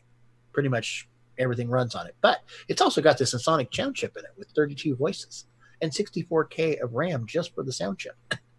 It's like, and then of course better graphics and lots of other built-in stuff. So, I guess it comes back to where you're at the time when I first got into the CoCos in the early '80s. I was always fascinated by electronics, and I was always a tweaker and upgrading things and doing this and that and the other. Like this one here, as I was saying, is my original one, and it's got the upgraded keyboard, and I upgraded it from 16K to 64K, and other DAC outputs and everything that it didn't have originally, so I could connect it up to laser light shows that I built back then. And so to me, the CoCo's always been an ongoing project where I'm always upgrading and adding something new and doing this and doing, it's got CoCo VGA and then Mega MPI and SDC. It's 6309s in it now. Whereas something like in the background there, that synth 75 that came out. With synthesizers, I tend to be in two camps. That one there is a highly collectible synth, and it's all completely 100% original. I won't even change a knob that isn't an original knob if one's broken. Okay. So for certain things, some instruments, and that instrument in particular, I'll keep completely original. Whereas other synthesizers, I've modified beyond recognition almost. So to me, the CoCo is something that was a fun project to upgrade. And if you could do something else to it to make it to do something different, it's still a CoCo, but it's doing something different to what or more than what it can still do all the original tasks, but it can also do other things that it couldn't originally do. So. And the CoCo always was a hacker's machine. Like if you look at the old AlphaSoft ads where they sold like an 8-slot before the multi-pack came out bus with, I think, 20 or 30 different hardware cards you can get. And we've had quadruple serial ports and we've had MIDI cards and all kinds of stuff. It's always been a hacker's computer where they've added on tons of new hardware. So But there's only always been 3 from Radio Shack Tandy. So yeah, but even Tandy added in like sound cards and right. But the next one that comes out, if it's going to be a new motherboard, it's going to be like the Apple II GS then. Yeah, that I would agree. But the Gimme X for me qualifies as an upgrade, not a, we're not totally away from the CoCo at this point. So do you think down the road, 20 years from now, there'll be a new case made, a new motherboard, backward compatible to one that goes forward and has, like an Amiga? What they were doing with FPGAs and 3D printing and stuff now, yeah, I would imagine if there's enough of a market for it, they would. They're already doing it with Commodores and some of the more mass market machines from that era. Oh, the Commodore, they found the original molds for the 64C. They actually did a run a few years ago. You get them clear, blue, red, white. Oh, wow. And the Amigas. I didn't hear about the Amigas, but okay. But you anything you think of, you can do now. Right? Yeah, well, pretty much. We saw John Strong showing a scale model of a CoCo 2/3 case that he's doing in 3D printing. So he's working on kind of a proof of concept there. So if you have a big enough 3D printer, you could print up a replacement case. Yep. Or a custom one. So if Ed Snyder's working on a new motherboard, we'll call it the CoCo 3.5, if you will, because CoCo 4 I think is trademark and blasphemy all at the same time. But yeah, so if he makes a new Gimme X style motherboard, John Strong could make a 3D printed case that still looks around the same size as a CoCo 3, but has the right pinouts and screw holes for a new custom motherboard and stuff. Yeah. If the market's there, I think it'll happen. I mean, the 3D printers are advancing so fast. I mean, look how far in the last 5 years. I mean, like, I am not that interested in spending $200 on one of these FPGA projects. I think they're neat, but to me, I don't know. I'm just not. It's not for me. I like it. I'm glad it's happening, but I don't know that I want one. But I would probably spend $400 on a custom CoCo 3, you know, that's made by like Ed Snyder and John Strong. You know, I mean, I would probably drop some money into a brand new design CoCo 3, whatever you want to call it, you know, just as long as it's fully backwards compatible. If it's got new features, but I can still pop in a cartridge and run an old cartridge on it, plug in my old CoCo joysticks. You know, if I can use my old stuff and I have new features and it's a new computer, that would be awesome, you know? Yeah. We had the discussion before. Actually, we had a show dedicated to that, discussing like what is going too far where it's not CoCo anymore. Yeah. And personal opinions change depending on who you're talking to. So. Right. Yeah. I'm on your side on that one, but so going on Facebook with your future CoCo might be a thing that could happen someday. All I know is CoCo 4 is a hot topic, so I say we just skip it and go right to CoCo. Go to CoCo 5. Yeah. Kind of like what Windows X. did. Let's just do an Apple and go straight to 10 and call it the CoCo. CoCo. CoCo X. Got the Give Me X and it's already halfway there. I mean, CoCo X. There you go. Yeah. We're on the CoCo 3.0 at the moment.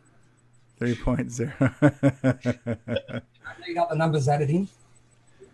Now, look, we have CoCo 3.11. Yeah, 3.11. Yeah, there you go. Yeah. CoCo for work groups. No more numbers. We don't need them. Yeah. 3.0A then. CoCo Ed. What was I going to say? So yeah, I ideally I'd like it to have all the hardware backwards compatibility, but if it had newer things like USB ports and HDMI out and stuff like that too, that would be kind of cool as well, right? Yeah, yeah. I'm with you, Stevie, on the whole thing with the FPGA stuff too. It's not really a CoCo. It's an emulator, really. Yeah, yeah. Hardware-based emulator. That's how I view it as well. Yeah, hardware-based emulator, and it's neat. But I mean, I've got the Raspberry Pi, so I've got a little box already that I can plug into a monitor and run a CoCo software-based emulation on it. I know they're similar, not quite the same. But yeah, you know, I guess technically MAME or VCC is kind of a CoCo emulator too. So I mean, you can plug in some of the hardware, but yeah. Ron Klein's working on a new release for the show, I think. Okay, a new updated of CoCo Pi. Yeah. Yep. Cool. It's gonna be good. Yeah, we got so many options. There's so many options in the CoCo. But yeah, for me to wax nostalgic about these past 99 episodes, I think the most important thing I would just want to say would be 2 words, would be thank you to everybody who continues to show up every week to be on the panel, and everybody who's been showing up all these weeks to just be part of the conversation with us. You know, it's just weird. And also all the people that download the podcast versions and watch it on YouTube after the fact. Yeah. It's just Is this where we talk about my demerits for not being on for the last month? Who are you again? Yeah, why are you still here? No, I'm just kidding. Hey, how's your Patreon doing? Are you doing very good with that? Yeah, I mean it's covering the expenses of the show, so it's, good. Not trying to. It's not paying any bills, but it's paying the expenses. So yeah. You're not leasing a new car or anything. No. No, I didn't have enough money left over after the yacht. I am making some of the gas payments on one of Nick's Learjets, though. So put a gallon of gas in it the other day. He's got to have somewhere to store all those Ferraris. Yeah.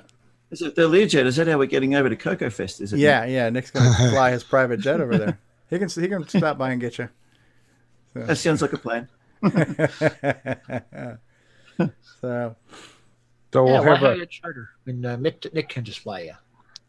So we're going to have a CoCo X in the future with Nick appearing. That's OS 9 in it. Yeah. It'll have. Imagine that. Like, now that would be kind of cool. Like if internet updates, right? It's got to have an Ethernet port. So if there's a new firmware update to the EMI X or a new firmware update to the ROM, or you know, did you get it? Yeah. Or I could use the SP8266. You know, you can have OS 9 on a freaking flash card that's built into the motherboard. You know, you just boot straight to OS 9. You can hold down a different key for what you want to boot to. You want to boot to DOS, you want to boot to OS 9, you know. That would be kind of cool. Right? Fuzix. Hold down the function key and you get a boot menu. Yeah. That would be cool, right? So who's gonna guess that fourth would make a comeback, huh? Fourth. May the fourth be with you. So. Who's going to be the first one to code a game for the Gimme X chip when it is done? Who wants to take bets on who's going to do the first one? Chet Simpson. Yeah, he's already got the sound under control. So yeah, yeah, right. Just a little bit of a bleeding edge stretch goal. Ported to the MC10. Jim Gary. Jim Gary is going to port something to it, right? So, what would you call fourth on the MC10? It would be like second. Second. Second. 1/4. It would be Firth. Yeah, Firth. It's not. It's the very first version of fourth. You know, there was a clone of the Sinclair computer, the ZX81, called the Jupiter Ace, which was fourth based instead of basic. Interesting. The John Connery computer. Okay. The fourth. Fourth. The lisp. Lisp and fourth and the first. Yes, lovely party. Pity I wasn't invited. Yes.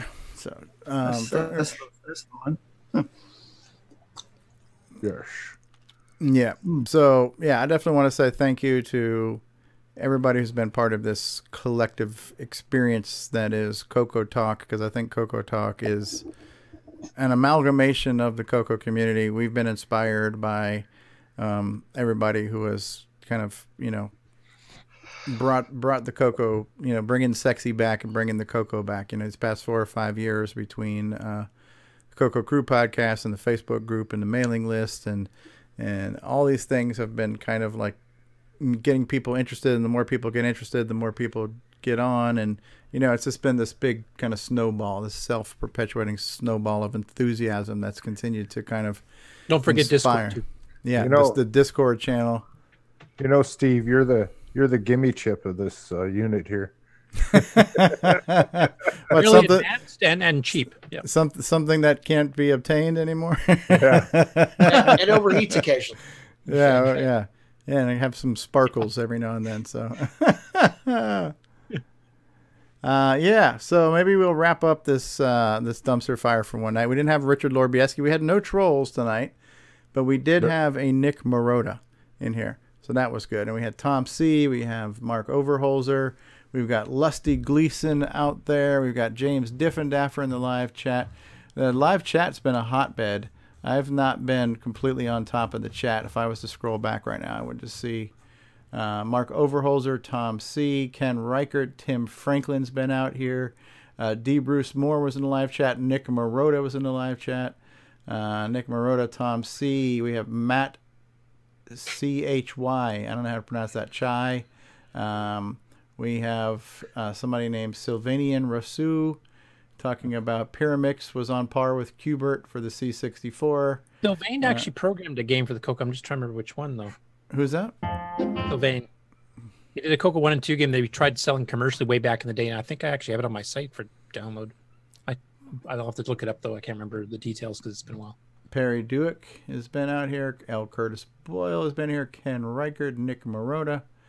Tony Pedraza's been really quiet. Tony Pedraza's been here. Yeah, Nick Marotta, Ken Reichert. T.L. Stieg has been out here. Lots of people in the live chat. Lots of live chat here. D. Bruce Moore. Man, Matt. Brian Bryza's been in the live chat. There's just been so many people. Too many people to mention, but thank you all for hanging out tonight. Dork Chief was on there as well. Who's that?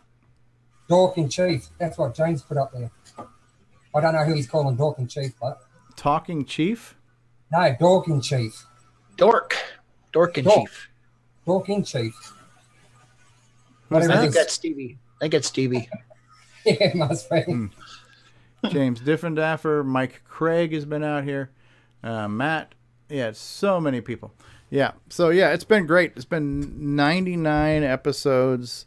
It's like every week, and I don't know what you guys go through, but sometimes you're busy with work or you're busy with life, and it's just like it's the weekend. There's a million things we could possibly do, and there isn't a Saturday that goes by where sometime around 2 or 3 o'clock, since we've changed the time slot, around 2 or 3 o'clock, I start to say, man, do I really have to do this show tonight? It's like it's Saturday. There's a million other things I could do.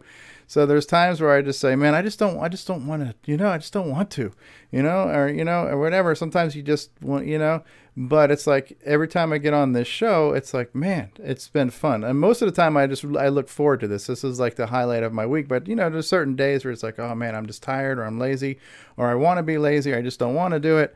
You don't want to be the gimme anymore. You want to be a ROM pack. Yeah. We just have to remember to avoid talking about disassembling basic ROMs. Yeah, but for better or for worse, this 99 episodes of this stuff, I wouldn't take any of this back, and we can look back at some of the earlier episodes and say, yeah, listen, we weren't trying to be anything. We were just a bunch of guys talking, and from that, it kind of grew into different shapes and stuff. But now we try to be somewhat, at least, we try not necessarily, I don't know if we want to call it professional, but we try to, keep it moving where it's not just whatever. Less unprofessional is what I call it. Yeah, less unprofessional. Well, we try, but it's a fluid, spontaneous, just kind of, it is what it is. But it's been a great ride. Been very unexpected for me.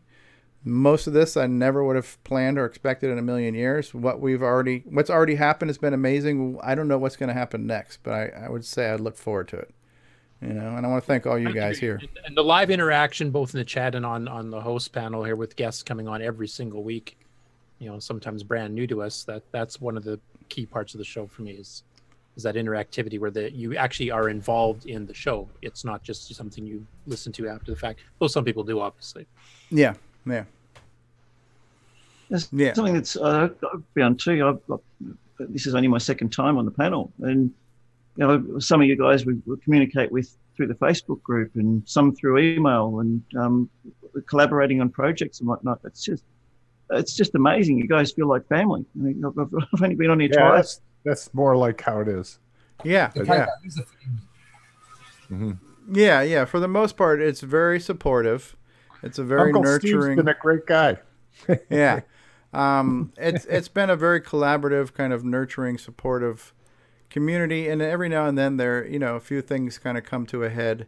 There are a handful of titans that do clash, but for the most part, I think a lot of us we play very well together in the sandbox, right? So, and the few times there have been a few clashes, they have not been huge and they haven't lasted forever, and so I think for the most part, it's been a mostly functional family, So everybody's rooting for the CoCo, and I think that's the reason that we are able to keep that, because we're used to. We were the underdog back in the '80s when the CoCo was out. I mean, we were getting compared to Apples and Commodores and Ataris, and we were the underdog then. So we kind of united together even back then. Ugly stepsister. Rainbow.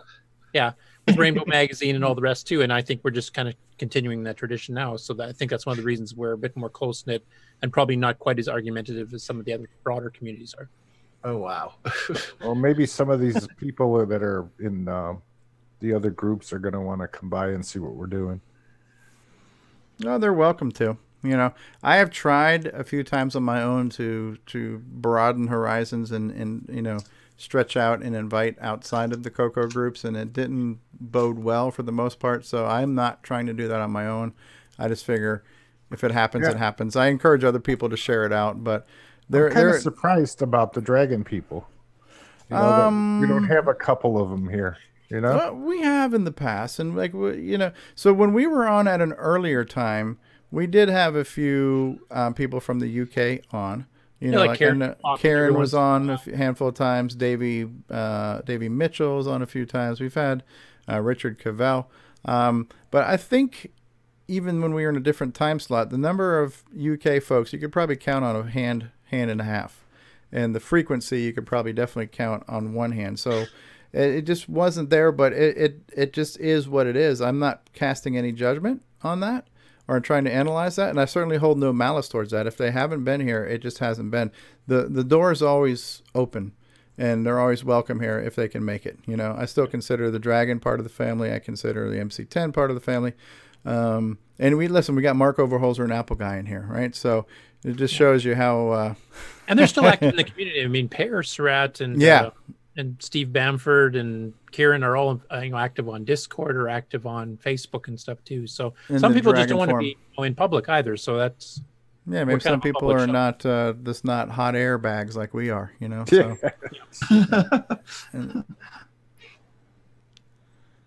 and James Diffendaff is saying, I've been a very lonely advocate for the CoCo on the Atari Age forum, which is a big established thing, you know. So, which is kind of cool. So.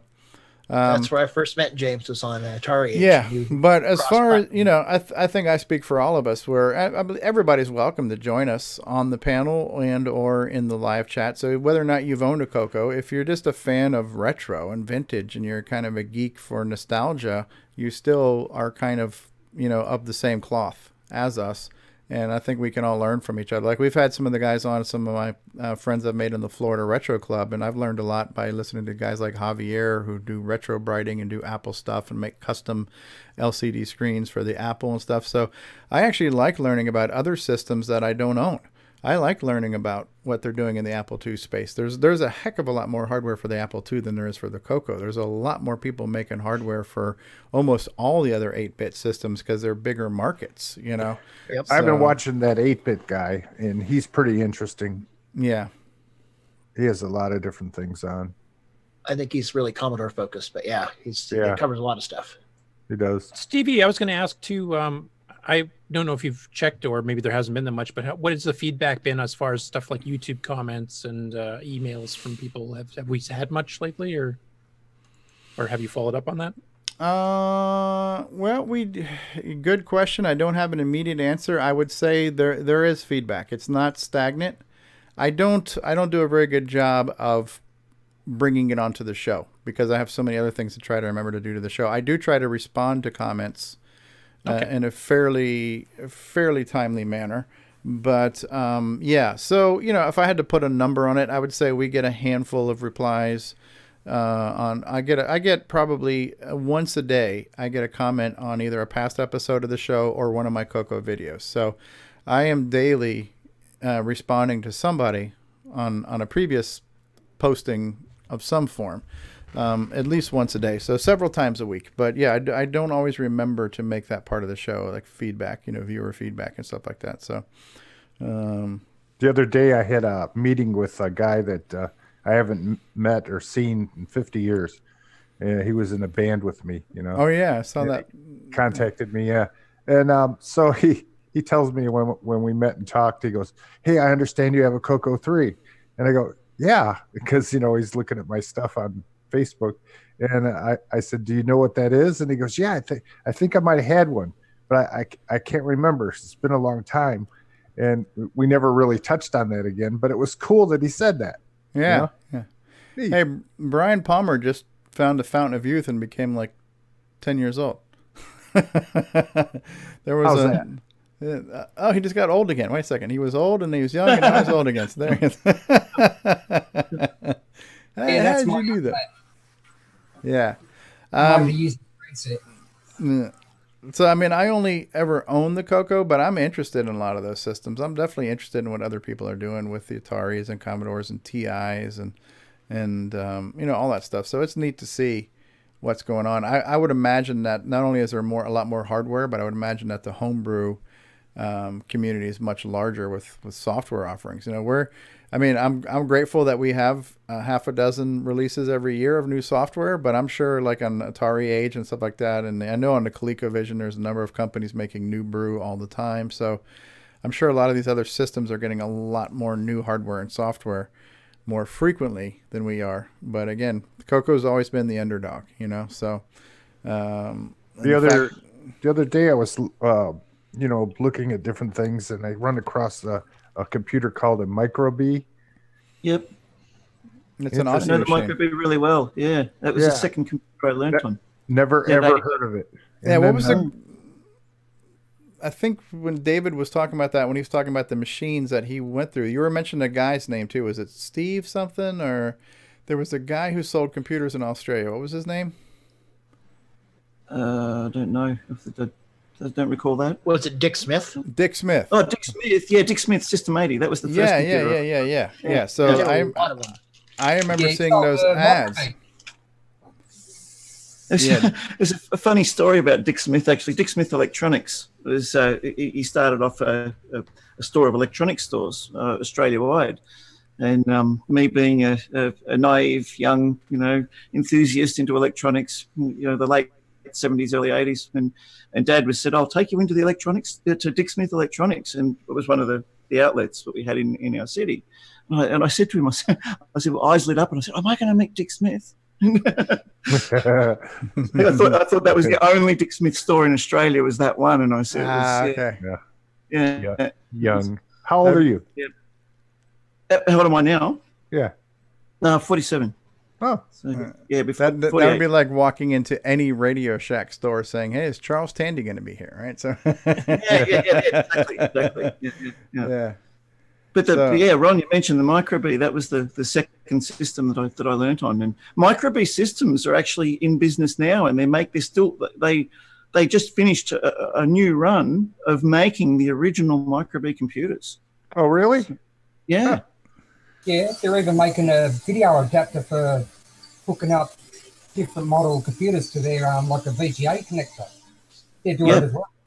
Are they Z80s or what are they? Yes. Yep. Yeah. So another one, the BBC looks interesting with the red keys going across the top. The BBC Micro. It's a British one. What is that based on? Oh, nothing. It's a British computer. Yeah. I think it runs on tea and crumpets. And long-range radio broadcasts. Yeah, so. And the Irish version added Guinness, I think, or something. Oh, no, that's the Irish one. The BBC Micros. I've heard of the Acorn. Yeah, did the Acorn make it for the BBC Micro? I don't know what the specs on it were. Become ARM or something too, or something along that line. Or well, the ZX Spectrum. The Spectrum is a UK machine, right? The Specky. Yeah, that's the same guys that did the ZX81 and ZX. And that's Z80 based, right? The Spectrum. Yeah. But the BBC, I think, was 6502. Okay. And then there's the MCX computers. MCX or MSX? MSX, yeah. Yeah. That's it. Yeah, that's a Japanese machine. I've got one. I haven't messed with it yet, but yeah, that's a neat system. Microsoft was involved in that one. That's a Z80 that's a based whole platform. Yeah, it is. It's literally a platform. Yeah. So we must sound strange spewing out all these computers that we don't know nothing about. Yeah, but that's the cool thing about the retro hobby. There's a lot to learn about if you really wanted to. It's like all of us now, especially like if you're just new getting into CoCo, if you just got back into CoCo today, you could spend a year learning about what's been going on the past 5 to 10 years in hardware, from the CoCo SDC to this to that to the other. You know what I mean? And we're one system, and we're probably the smallest community with augments and add-ons. You know, imagine, like, for me, I've never owned an Apple.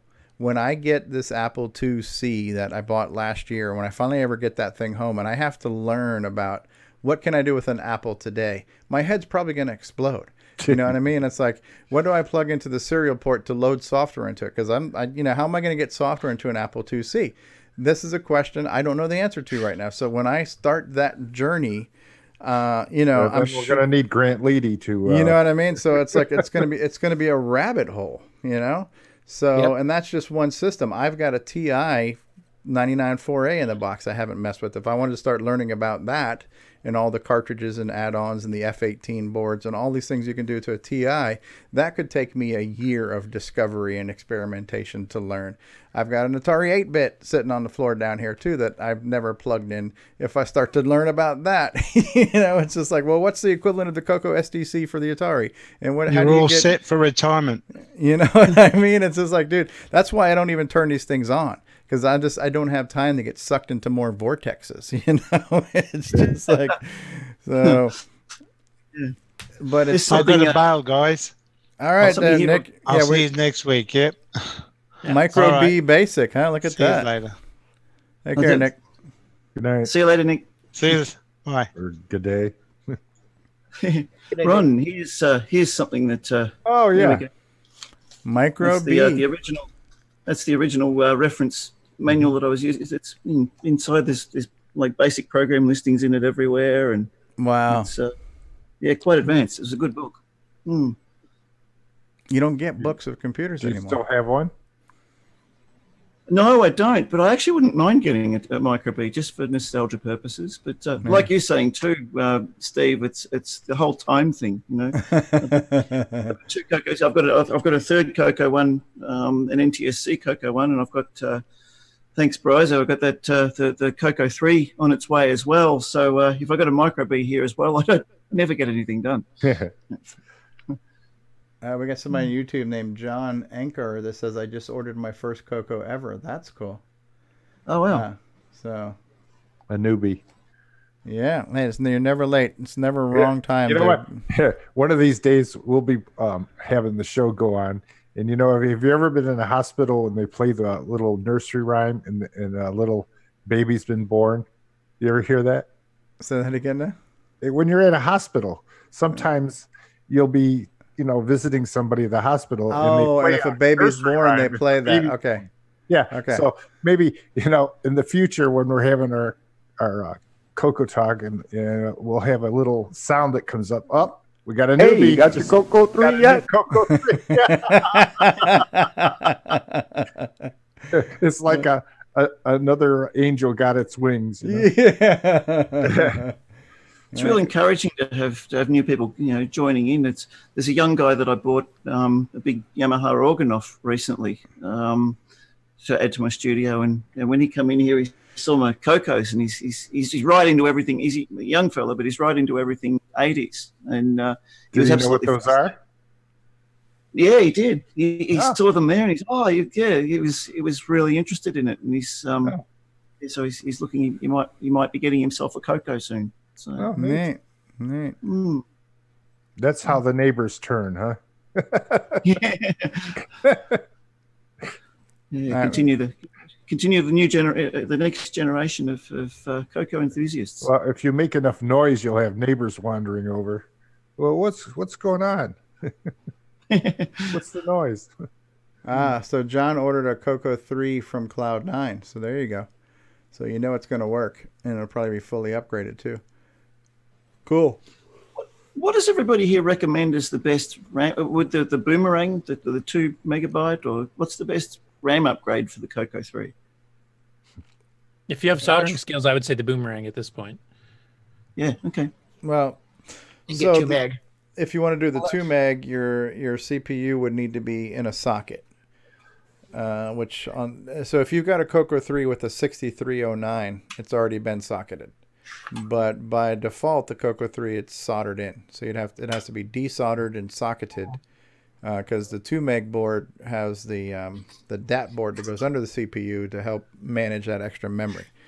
And that memory is really only going to be helpful. Well, I wouldn't say only. It's mostly helpful to OS 9. Although I think Chet Simpson immediately helpful to OS 9, but I believe Chet Simpson's going to be writing a RS-DOS game for it. But without doing that, a Boomerang board or a Cloud9 Triad board will get you 512K. Either one of those will be fine. No soldering required. I've heard different reports of it.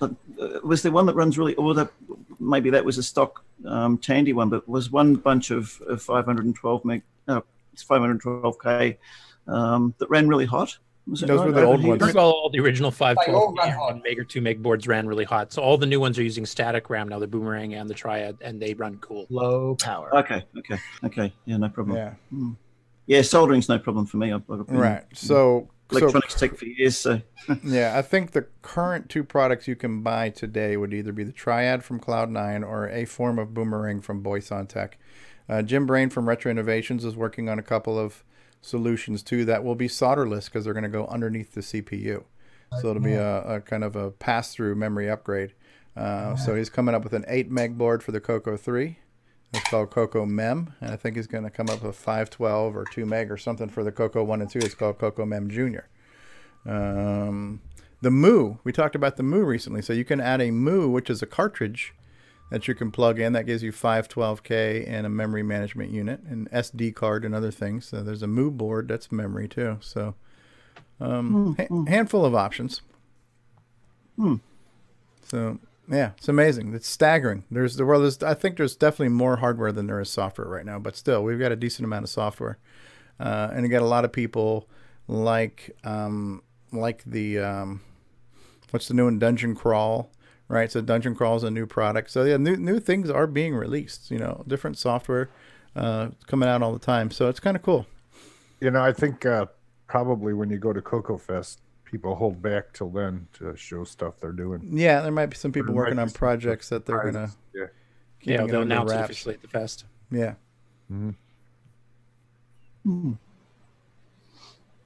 Cool. All right, so we beat this show to death. I think so. We spent 99 hours on our 99th episode, so I think it's good.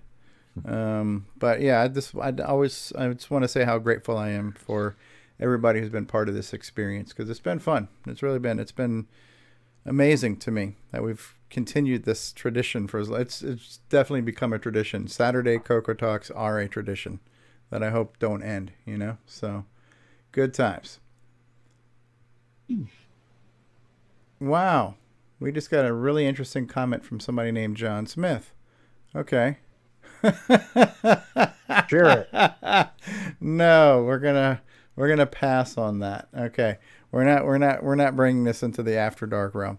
All right. So on that note, here's what I'm gonna do. I'm gonna play the closing credits, and then we'll come back for parting thoughts. So give yourself a minute or two to think about what you want to say to the rest of the world as we say goodnight. So I gotta find my outro. Where the hell is the outro? Actually, before we do the outro, how about we play Make the Trek, a little teaser for CoCo Fest, a little production by D. Bruce Moore, and then we'll play the outro, and then we'll come back for parting thoughts.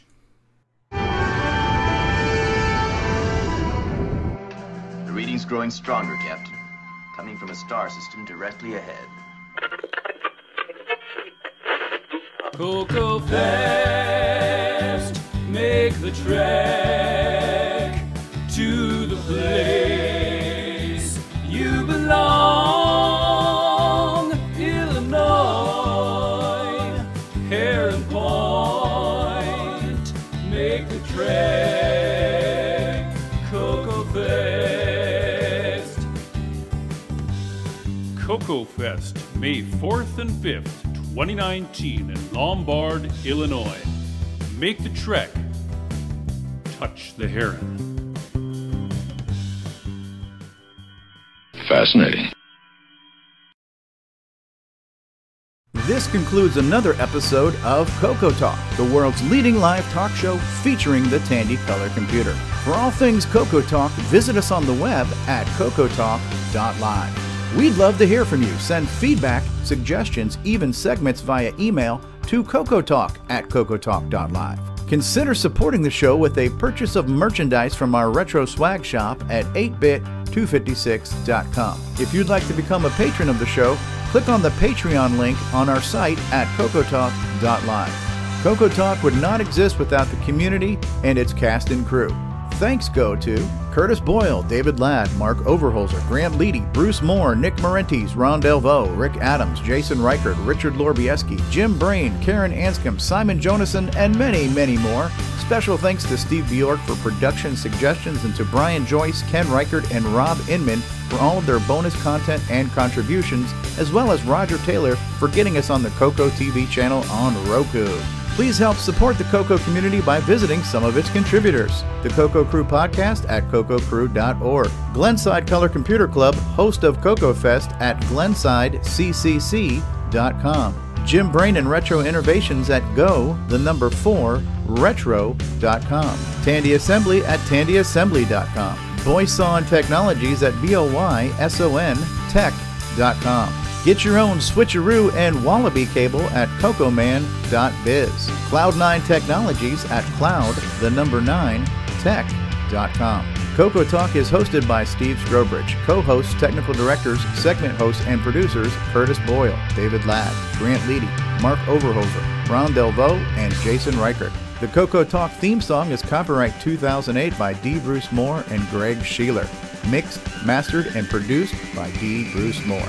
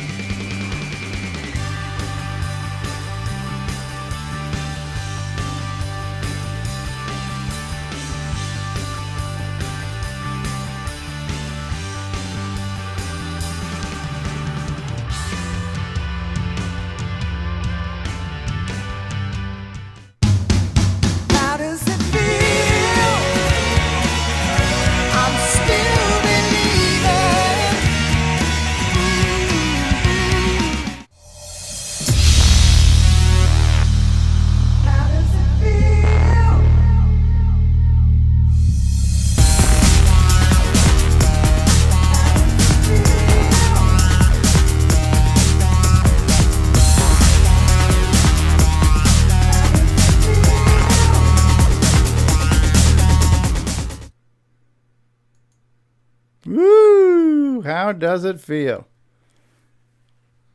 I have no idea. How does it feel?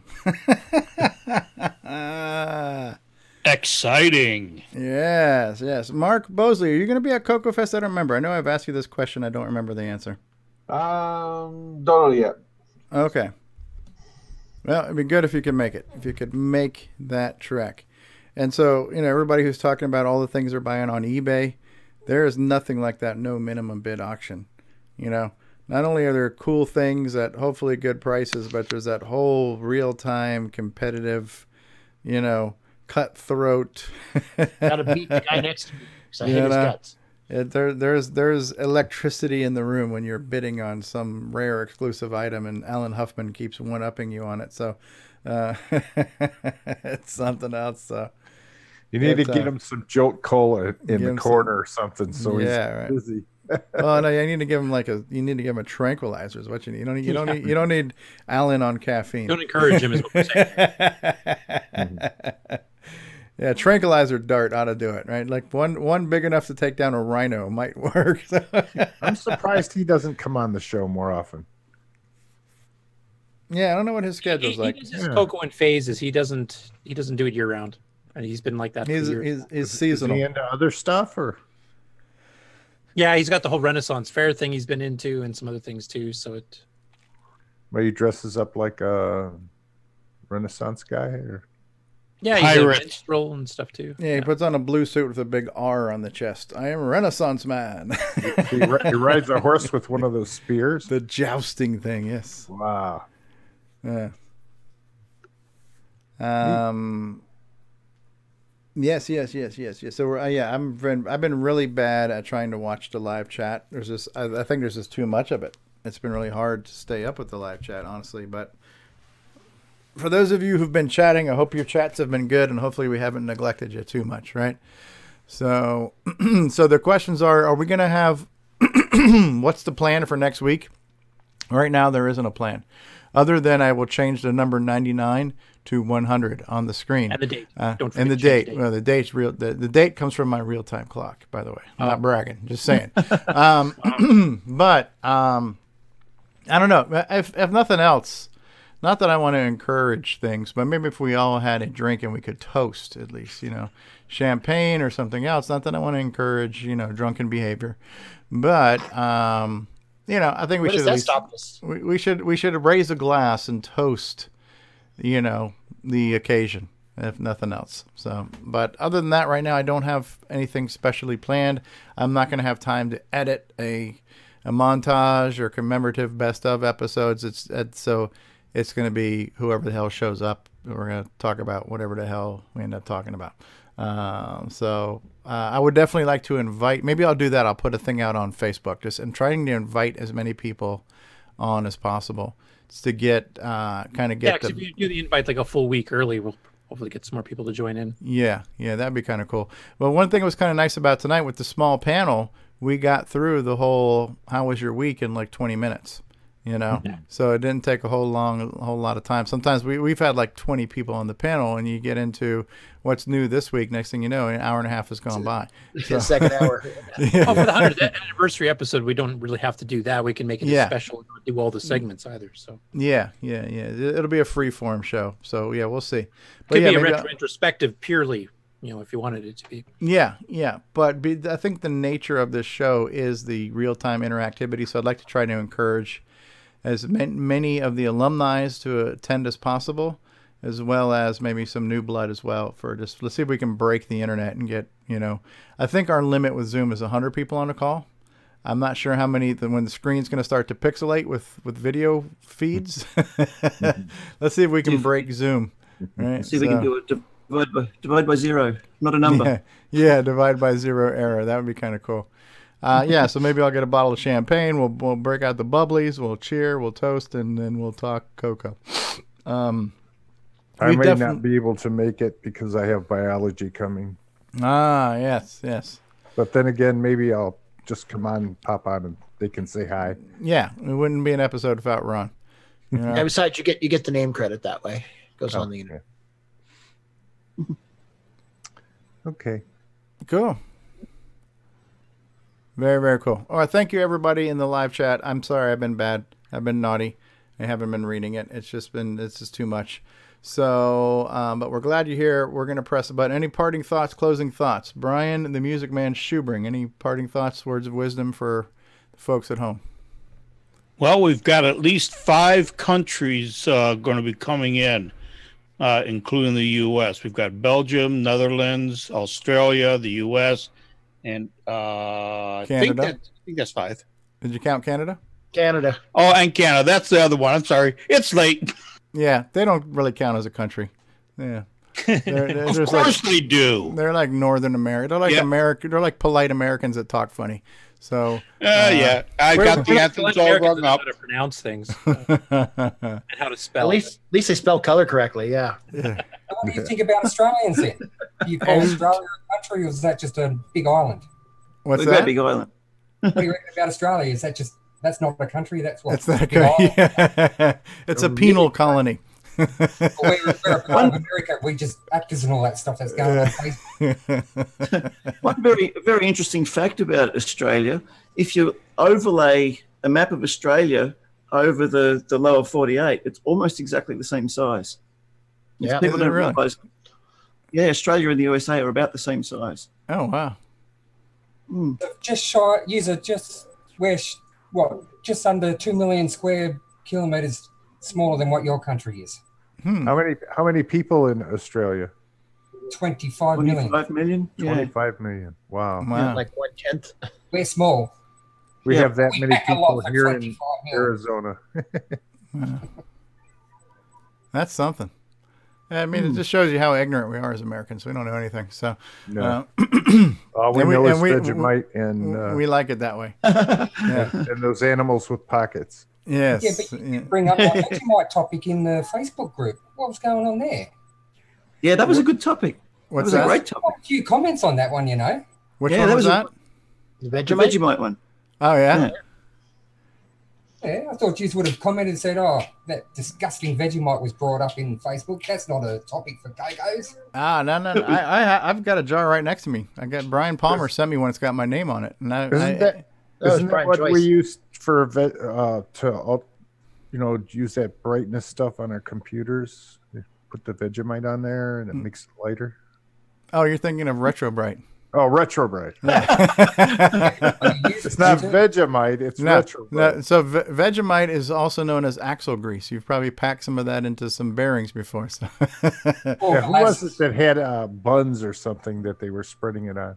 I had some on toast, I think. Yeah, I've got a jar of it. It's like, it kind of looks like peanut butter when you look at it, but it's dark and it's kind of bitter and salty.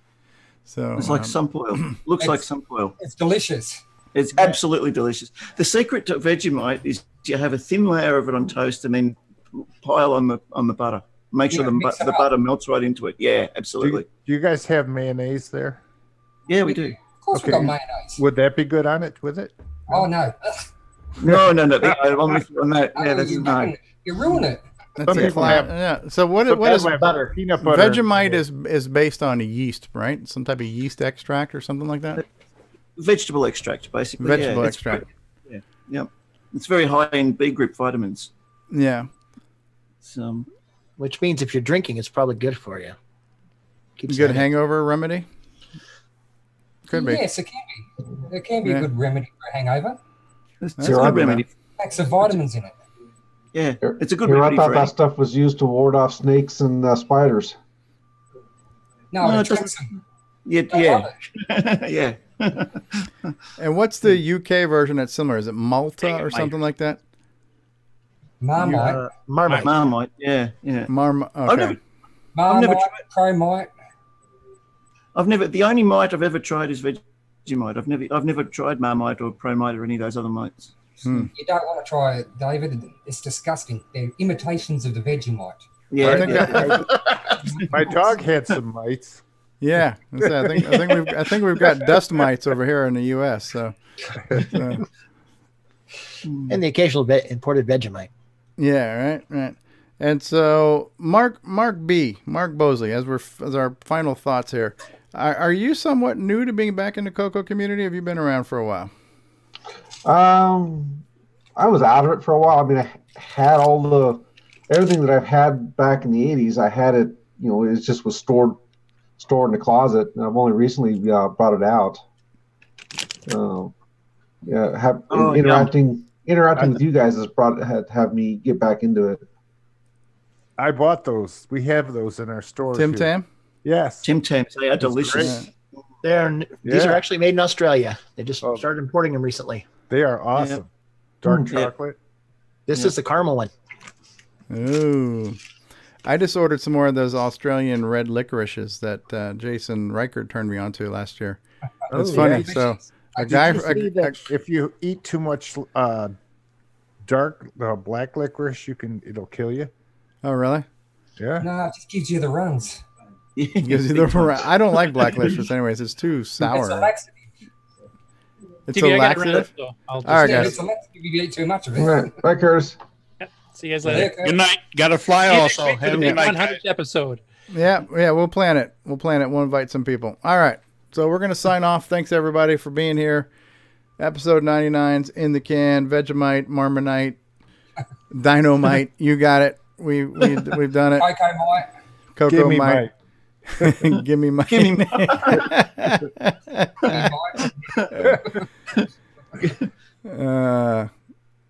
all right, cool. We're hanging up. I'm pressing the button. All right. This is the sound of me hanging up. 3, 2, 1.